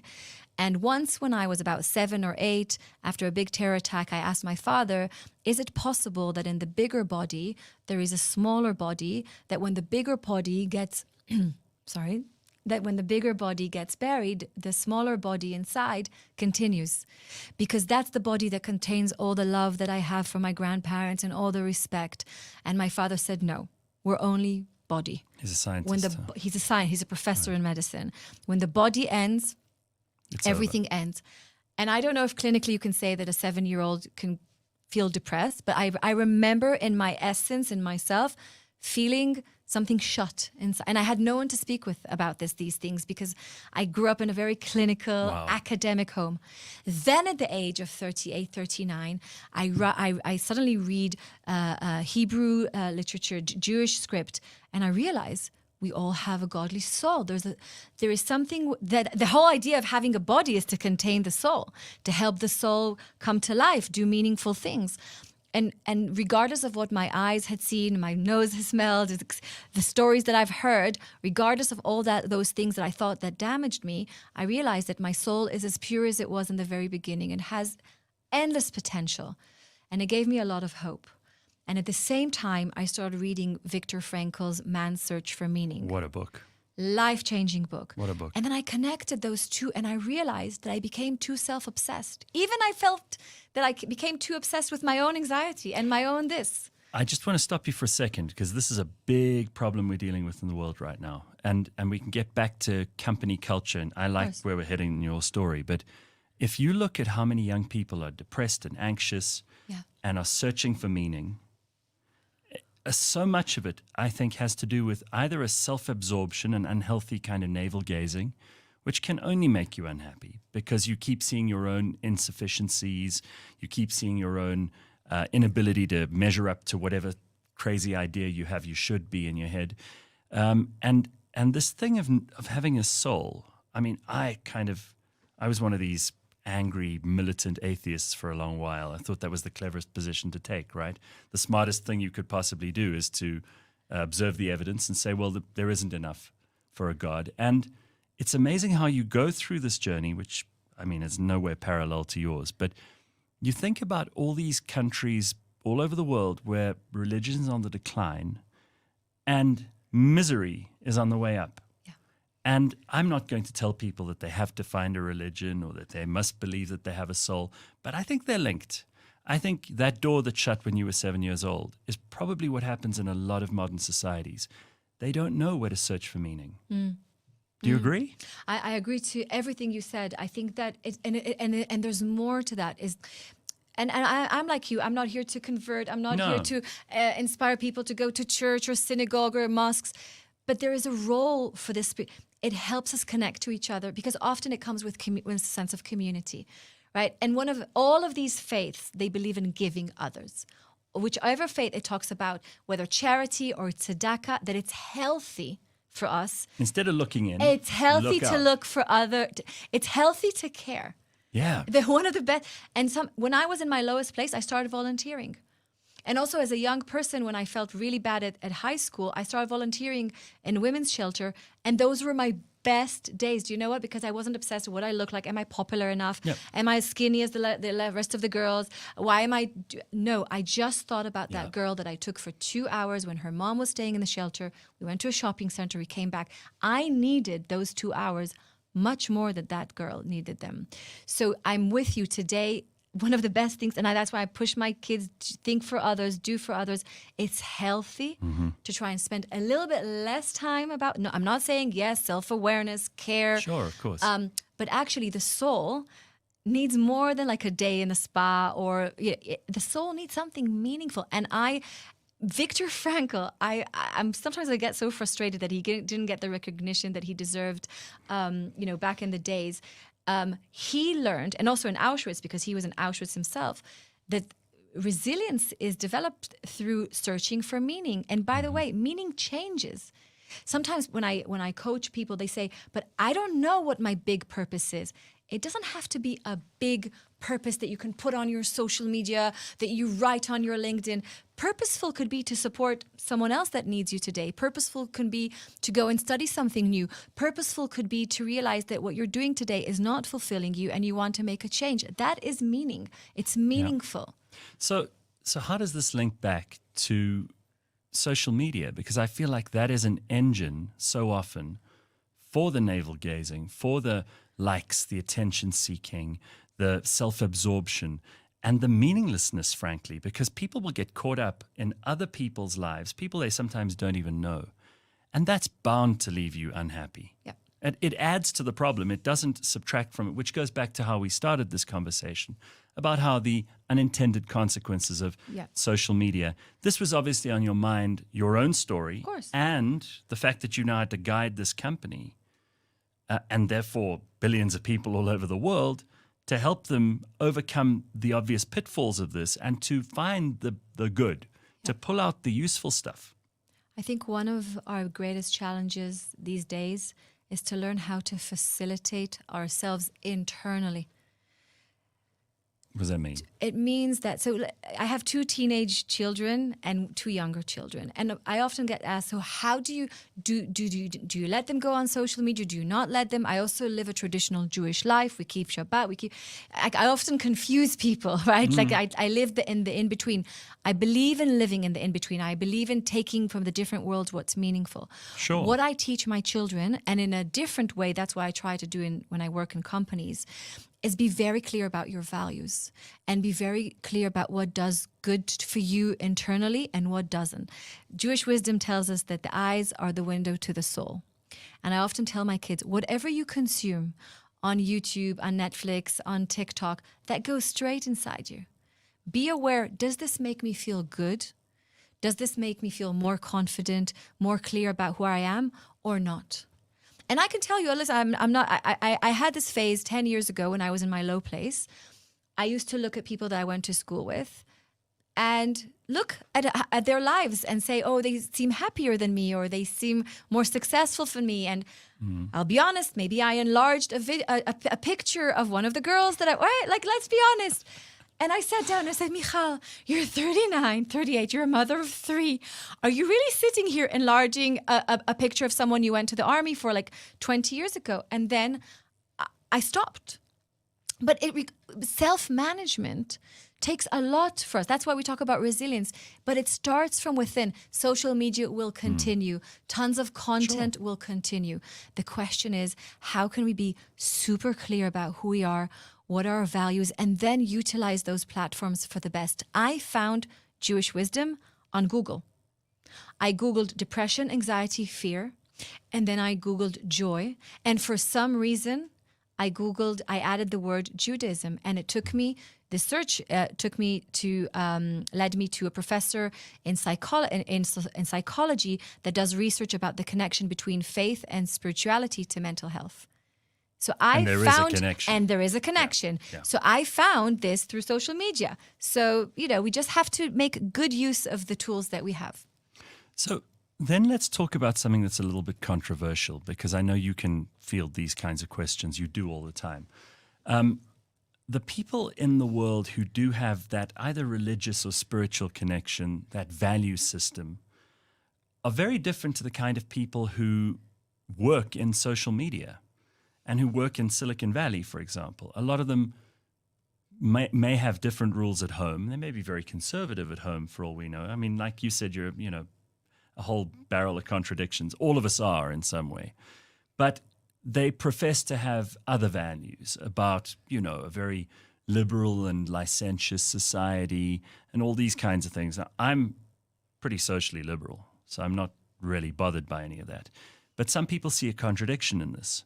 And some people say, well, you're kind of opening people up to the most destructive pathways, people who very often don't have any values system to be able to calibrate themselves against. And do you think that Silicon Valley, social media companies, liberal left-wing kind of West Coast America has something to answer for here? I think it's a complex question that you're bringing up, and I'm not sure I'm qualified to answer, meaningfully.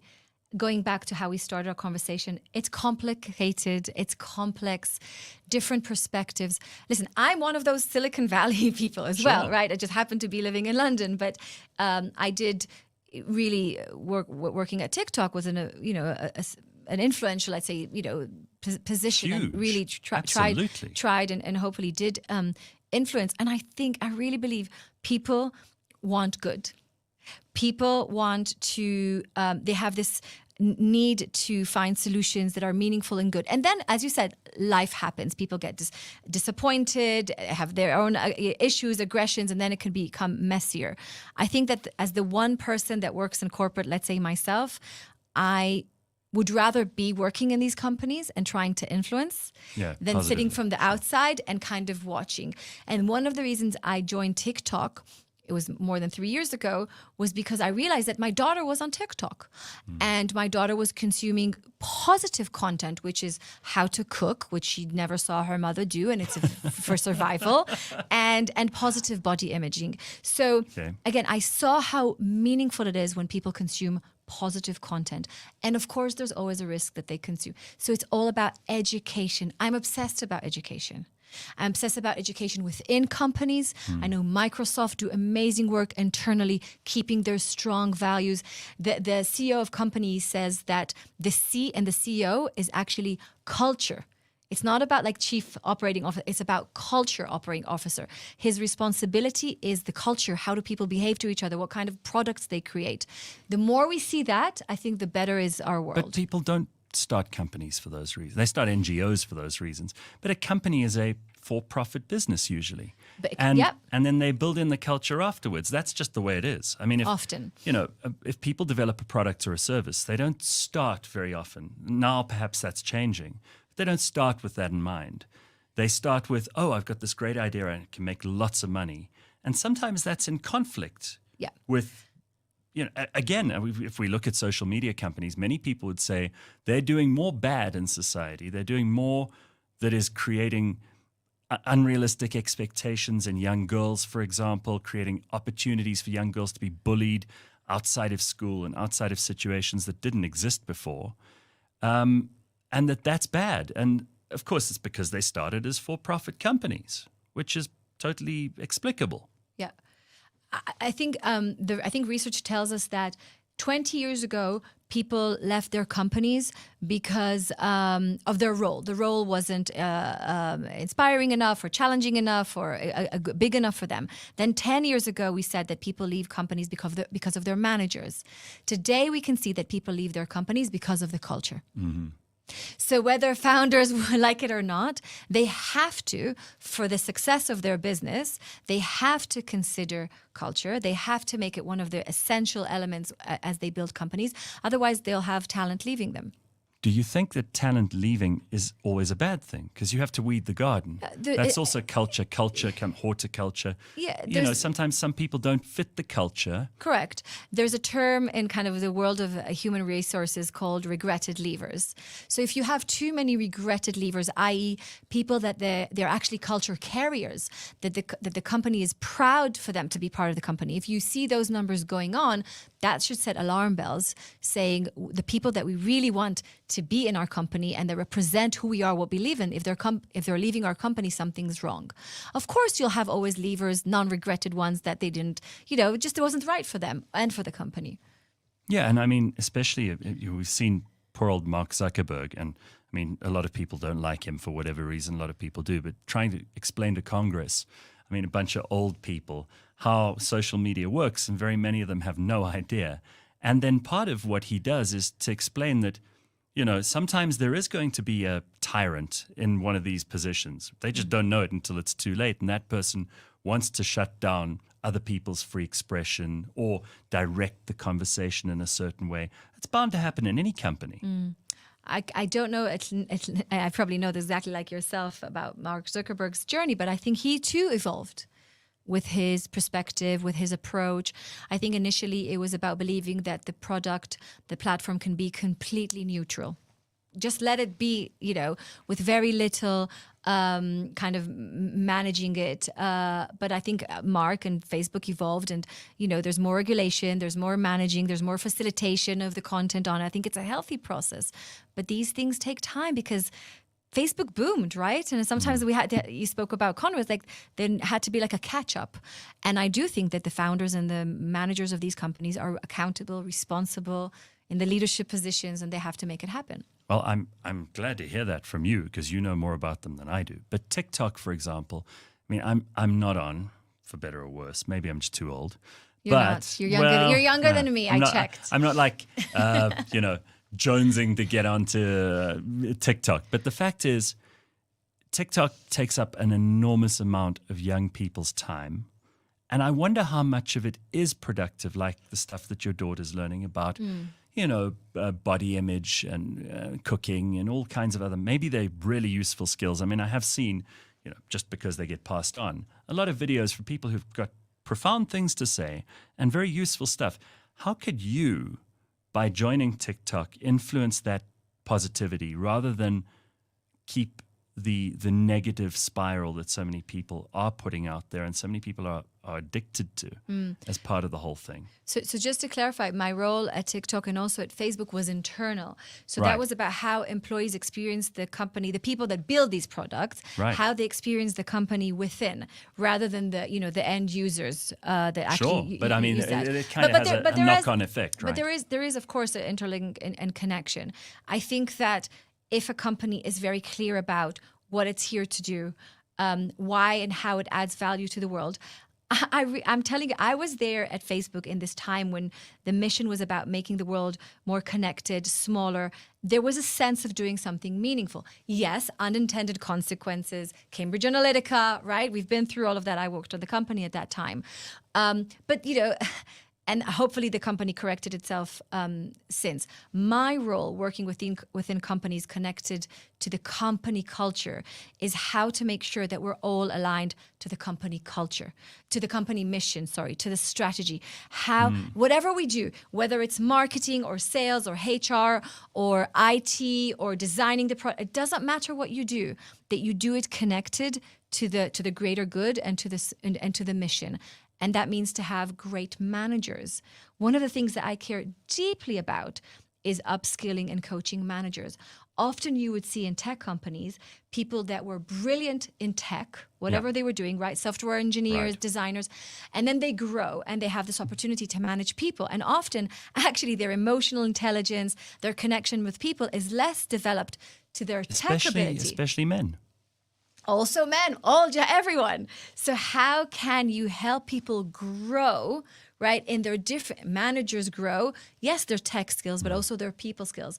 That's where I often come in and get more involved. Help people discover not just what am I or who am I as a software engineer or a marketer, who am I as a manager, someone that is responsible for the well-being, the success, and the growth of the people around me, of my team. That's huge. That's a huge responsibility. And I care about that deeply. So you already hinted at, and I'm glad that you brought it up and not me, because I feel bad every time I bring it up, but AI is coming in and changing a lot of industries, changing a lot of workplaces, and changing the culture in places too in unforeseen ways. Many people will be replaced, not everybody. There's always going to be room for everyone in the economy. There's always going to be something that people can do, and that will give them a sense of meaning from a work point of view. It may not give them an overall sense of a great purpose, but a lot of the things that have complicated the workplace, and I don't mean this in a negative way, but people are talking about ESG and diversity, equity, and inclusion, and how companies have to now accommodate many different points of view, many different mini cultures and multi-cultures within the company culture.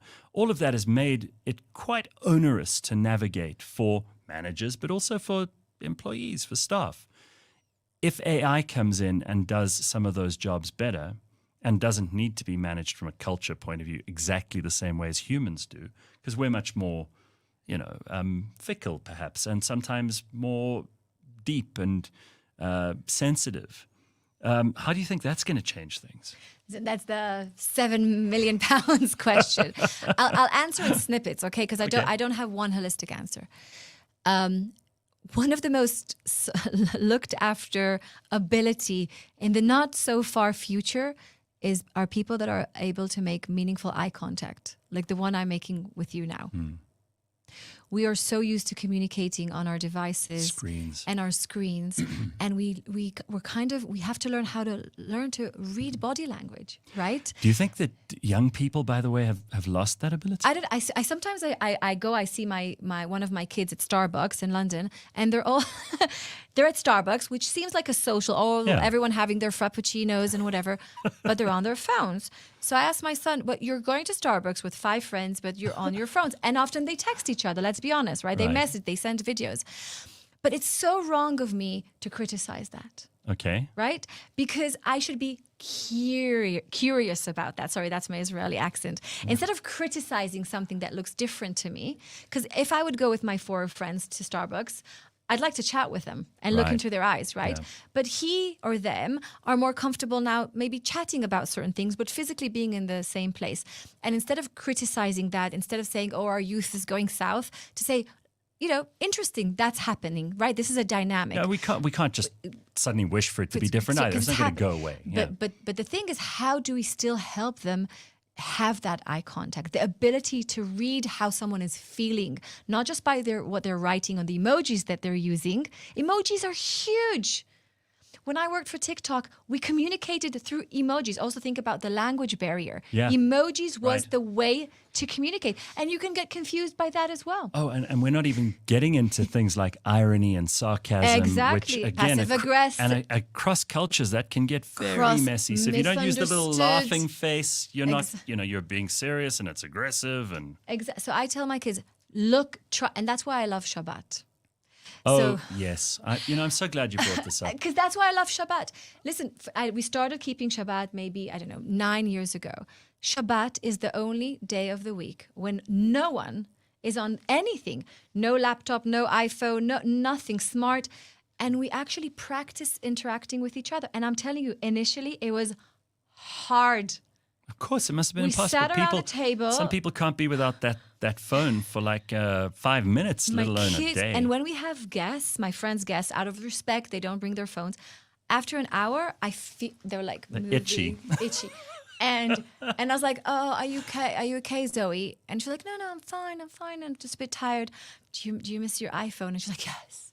But Michal, it's also, and I've noticed this with families that do these things, mostly the Jewish families I know, but also, some other families who have one night, for example, where they all get together for dinner and they catch up with each other on their lives. And they ask, how are you doing? What are you up to? Who are your friends? Where are you going this next week? All the questions that people, and it's in person. Yeah. No matter what happens, that's what they do on a Friday night. And I think, good, because that at least gives you a place to go back to no matter what happens in that big, scary world outside. You know where home is, and you know these people care about you. You can connect with them in a very real, physical, material sense, and then you go about your business.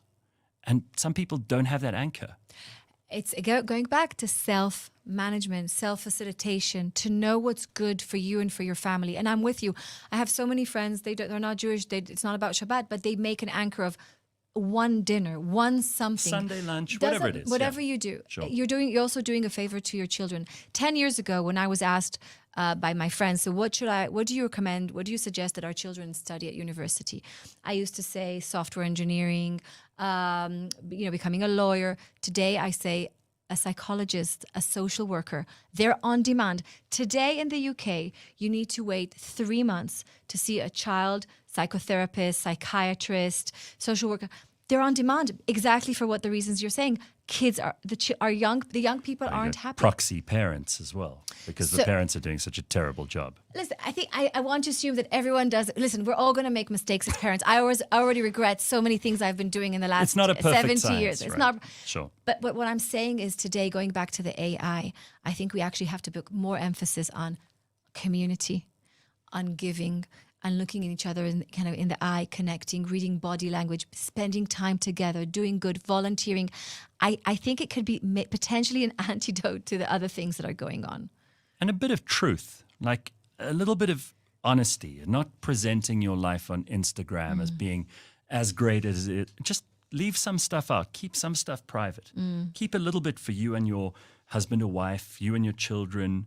That's important too, because people are in such a sharing mode these days that I think because we're all content creators in some way, shape, or form, we've forgotten that maybe everyone's content creating, there's no audience, in which case, why are you bothering, Just live your life. And I see these people on a holiday in an amazing place, looking at something truly fantastic, and they're putting a screen between them and it. I think that's kind of sad. You know? Yeah, but everyone has their own needs as well. Yeah, sure. But I think we also, we've got a little bit soft. I mean, like there are parts of the world where it's not so soft. And you mentioned Israel, right now the Ukraine. Israel, yes. There are places where people have very big existential threats to their existence. And I think they have a different kind of appreciation to life than a depressed teenager in San Francisco, for example. I think existential threat could be also within the world. As you said before, it's in the head, that it feels like an internal existential threat. And I think many, many of us are going through that. And the best thing to do is obviously treat yourself, whatever it is, psychotherapy, medication, etc. Focus out. But also find the space in your life and the time to focus on any other cause that is not only you, as well as looking after yourself. Yeah, what do you think of the fact that it's become almost trendy for people to all have some mental health problem now? Like, I don't mean this in some facile way. I do know that there are very genuinely people who are struggling, and this may be the first generation where we're able to discuss these things openly. I've always been very pro mental health and, being honest about what's going on. But I think it's almost become like an identifier. People started putting he, him, she, her pronouns into their biographies, and now they're kind of putting ADHD sufferer or, I'm somebody who's got depression and anxiety. And of course, a lot of them, it must be the case and it might be true. I'll always assume that is the case. I'm not going to assume that they're pretending, but it's become like a bit of social cachet and almost a form of an identity which has taken the place of personality and character. I think that people have a need, I'll speak for myself, to feel that we belong, that we are seen, that we're understood, that we can be ourselves. And as someone that was for many, many years hiding many elements of herself, I actually felt quite free to be able to start, and also in the book, be able to share, I have bad thoughts. You see these degrees and the success, but inside there is a gap. There is an external persona and a real internal persona. And there was a big gap between them. And that was the scary gap. That was the black hole. That was felt very, very uncomfortable. I think the more we help people have one persona, that they don't have to fake it, that they don't have to pretend. They can be themselves thoughtfully. I have an allergy for the obsession with, how do you call it? Like authenticity. When authenticity goes too far, when you're being yourself but hurting others, making others feel uncomfortable. I think one should be authentic thoughtfully, be themselves, but think about how can I be myself, but in relation to you, right? How can I be myself in the context of knowing who you are? How can I bring myself to you? And I think that's maybe the fine tuning that maybe we're missing now. Be yourself, but be yourself in the context of community, of society, of others. Be honest about who you are, but think about how can you help others understand you better. And sometimes it needs a bit of tuning. Yeah, I think that's a very smart way of looking at it. I mean, there's so much about this company culture thing that we could get into, and I know you've got limited time, and I'm looking forward to hearing you talk more. I'm going to dinner tonight where you'll be talking. But the idea that the company is also replacing a bunch of things that are missing. You know, a company becomes part of someone's identity if that's a really big part of their life. And for most people, you spend an inordinate amount of time in the office or thinking about work. But companies now, and this is a criticism I have, they're expected to be a mom, a dad, a healthcare provider, a social security provider, a welfare provider, a meal provider, a place to sleep provider. And it's infantilizing a lot of people. And this is nobody's fault. It's just a fact of the evolution of business too, that suddenly all these roles which are not a company's are being imposed on the company merely because the company has the resources, perhaps, to deal with these problems. So we've got very broken, very traumatized people who are being brought into these environments, and then these things are kind of expected as part of the package. And that might not be why the company exists. It's not an NGO. It isn't a UN,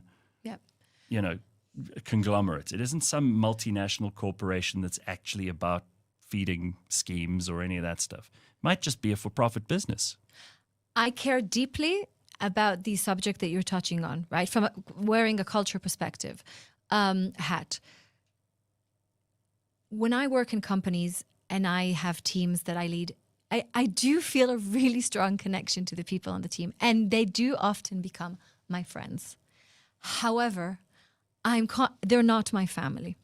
No. They're not. The reason I think they become and if they stop like working, family... If they stop working there, they might not also be your friends for very long.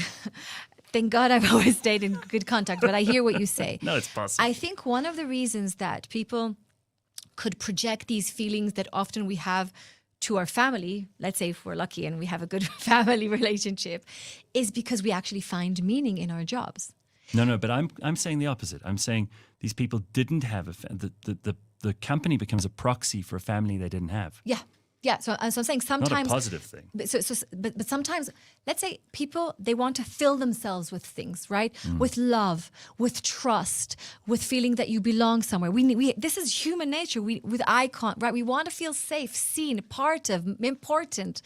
So if you get it at work, then you'll start developing those like family feelings. Right? Naturally. And sometimes the founders or the managers, they actually want you to feel that way. But right? What if they don't? What if they just don't want the headache of a whole bunch of needy people who they're now catering to emotionally?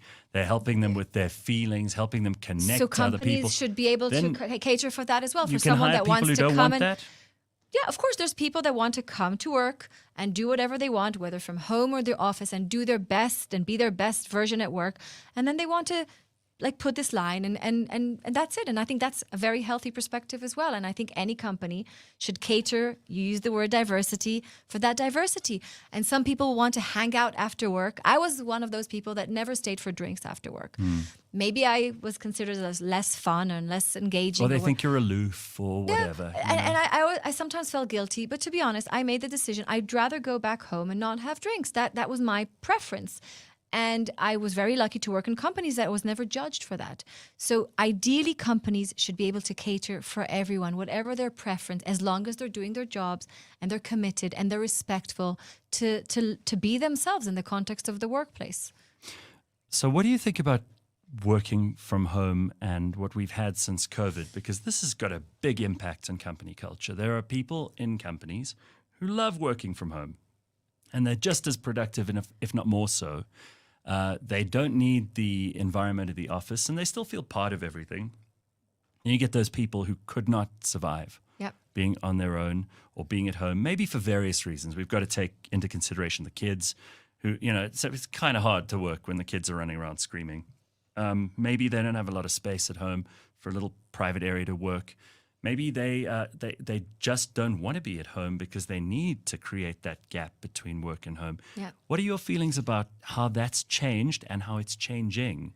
It's changing every minute. It's changing. I think just recently, a couple of days ago, I read that Mark Zuckerberg is doing a bit of a U-turn because Facebook was allowed to be, remote first, or I don't remember.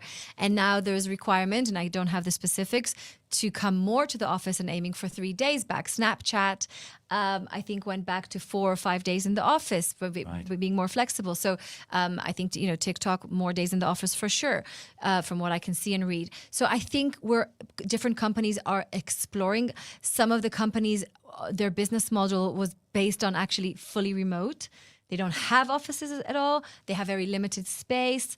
There's implications. People moved far away, the travel, the cost. It's complex and complicated. I think bottom line, what is on leaders' minds is, are people being creative when they're at home? Are people interacting and engaging with others in a meaningful way?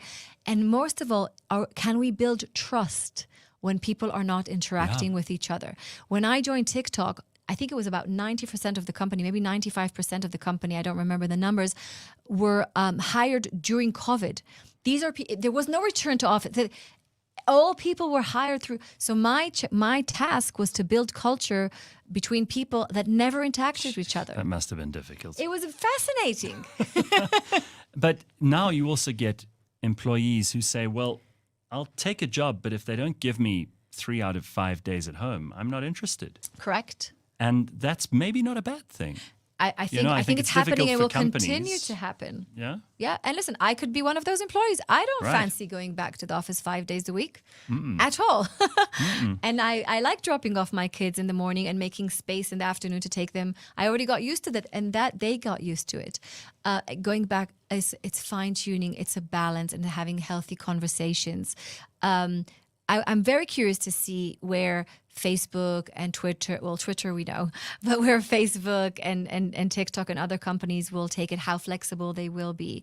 They were flexible before COVID. Yes. Right. I worked for Facebook before COVID, and it was very, very flexible. I'm curious to see what happens, but I also want to say that it's not just on the companies, right? I think managers that have teams, they have to really lead in a meaningful way and help people feel connected to each other, know each other, even if they're not in the same space. And it's critical. Otherwise, building trust will be more challenging. So one other thing quickly. The workplace has evolved and changed, and mostly in a positive direction, where people actually feel like they're not just a machine that's churning something out, or putting in code, or replying to emails, or doing balance sheets, or those kinds of things will increasingly be taken up by AI and by machines. But there are also those human interactions which used to be considered part of the package. Like, a lot of people would meet their wife or husband at work. That's where they first got to know each other, and then 5-10 years later they're married, maybe even a shorter period, maybe a bit longer. It's very difficult for HR, which is a part of culture in a big way. I'm always part of HR. To manage those kinds of things, which obviously now, we've got certain people who just do not believe that work should be a place where you have any interpersonal communication apart from the professional. And then you get those people who think, no, it's got to be a sense of community. There've got to be ups and downs. There will be some things that are difficult to navigate. But people are so nervous now, and HR departments have just become almost like a place that generates an excuse if something goes wrong. Like, they'll stand up for the company if, for example, a romantic affair kicks up between two people, and they'll be monitoring it just to make sure that the company isn't drawn into some sort of battle, especially in a litigious society like the United States. Yeah. How do you navigate those sorts of things, not only as a business owner, but as an employee? It's a huge subject, especially post, and I don't know if you're referring to that, but like post Me Too. Post Me Too, yeah, sure, that's part of it, right? And other movements. This is my very personal, so I'm pro boundaries. I believe that having clear boundaries of what is okay and not okay at home, in the workplace, between people and communities, is actually very healthy. Because when, as a child, as an adult, when you know where the boundary is, when the line is, you actually feel more safe and you actually know where to operate, right? So it's boundaries and regulations and rules and policies, I think, are overall a positive. Like everything else that we've discussed about today, how do you fine-tune it? How do you find balance? How do you keep that natural urge of someone to say to someone, you look wonderful today, without worrying, wait, am I harassing her? Yeah. What if she thinks this is flirting? We're in it now. Listen, I'm that person that only 12 years ago, one of my team said, oh, that's a Jewish nose. I heard about it, but I never saw one myself. That was 12 years ago in London in a leading advertising agency. I immediately covered my nose and I came back home and I said to my husband, do you think I should do a nose job? Right. So that person today wouldn't be able to get away with it. And that's a positive. Sure. Right? Absolutely. And maybe even then, if I was more comfortable in my own skin, I would go and say that. By the way, I was her manager and I was HR, so it's like one of those funny situations. I also had a manager who said to me that I'm too emotional, maybe because I'm a woman and I'm Israeli and I should like move my hands less. And for 6 months, I sat on my hands. I'm not kidding you. I worked for a bank, and for 6 months, because he took away my bonus from me, he said I need to be less emotional, and I'm not that emotional. Yes, I express how I feel. For six months, I sat on my hands. I'm showing you how I did it, and then I got a promotion. And I got a more senior role. Those things are not allowed. They're not okay. But yes, I think we need to find a way for people to compliment each other and say something positive to each other without worrying too much. That's something that we're navigating within the HR world.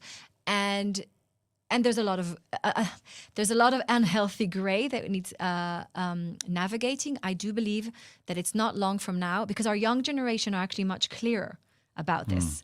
My daughter, if I say something that is borderline not within what she thinks is okay or not okay, she'll immediately say something. So I actually think the younger generation, the ones that were born already into the lively Me Too movements, etc., and knowing that whatever they put online, that's going to stick to them forever. They're more aware, hopefully, of what comes out of their mouth. Again, they need our help and all of that. But undoubtedly, it also means that people will just avoid all interaction completely.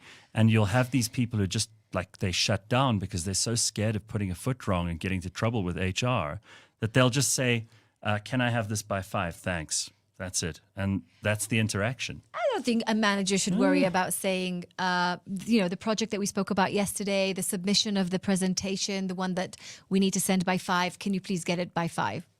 I can't imagine a company when that is aggressive.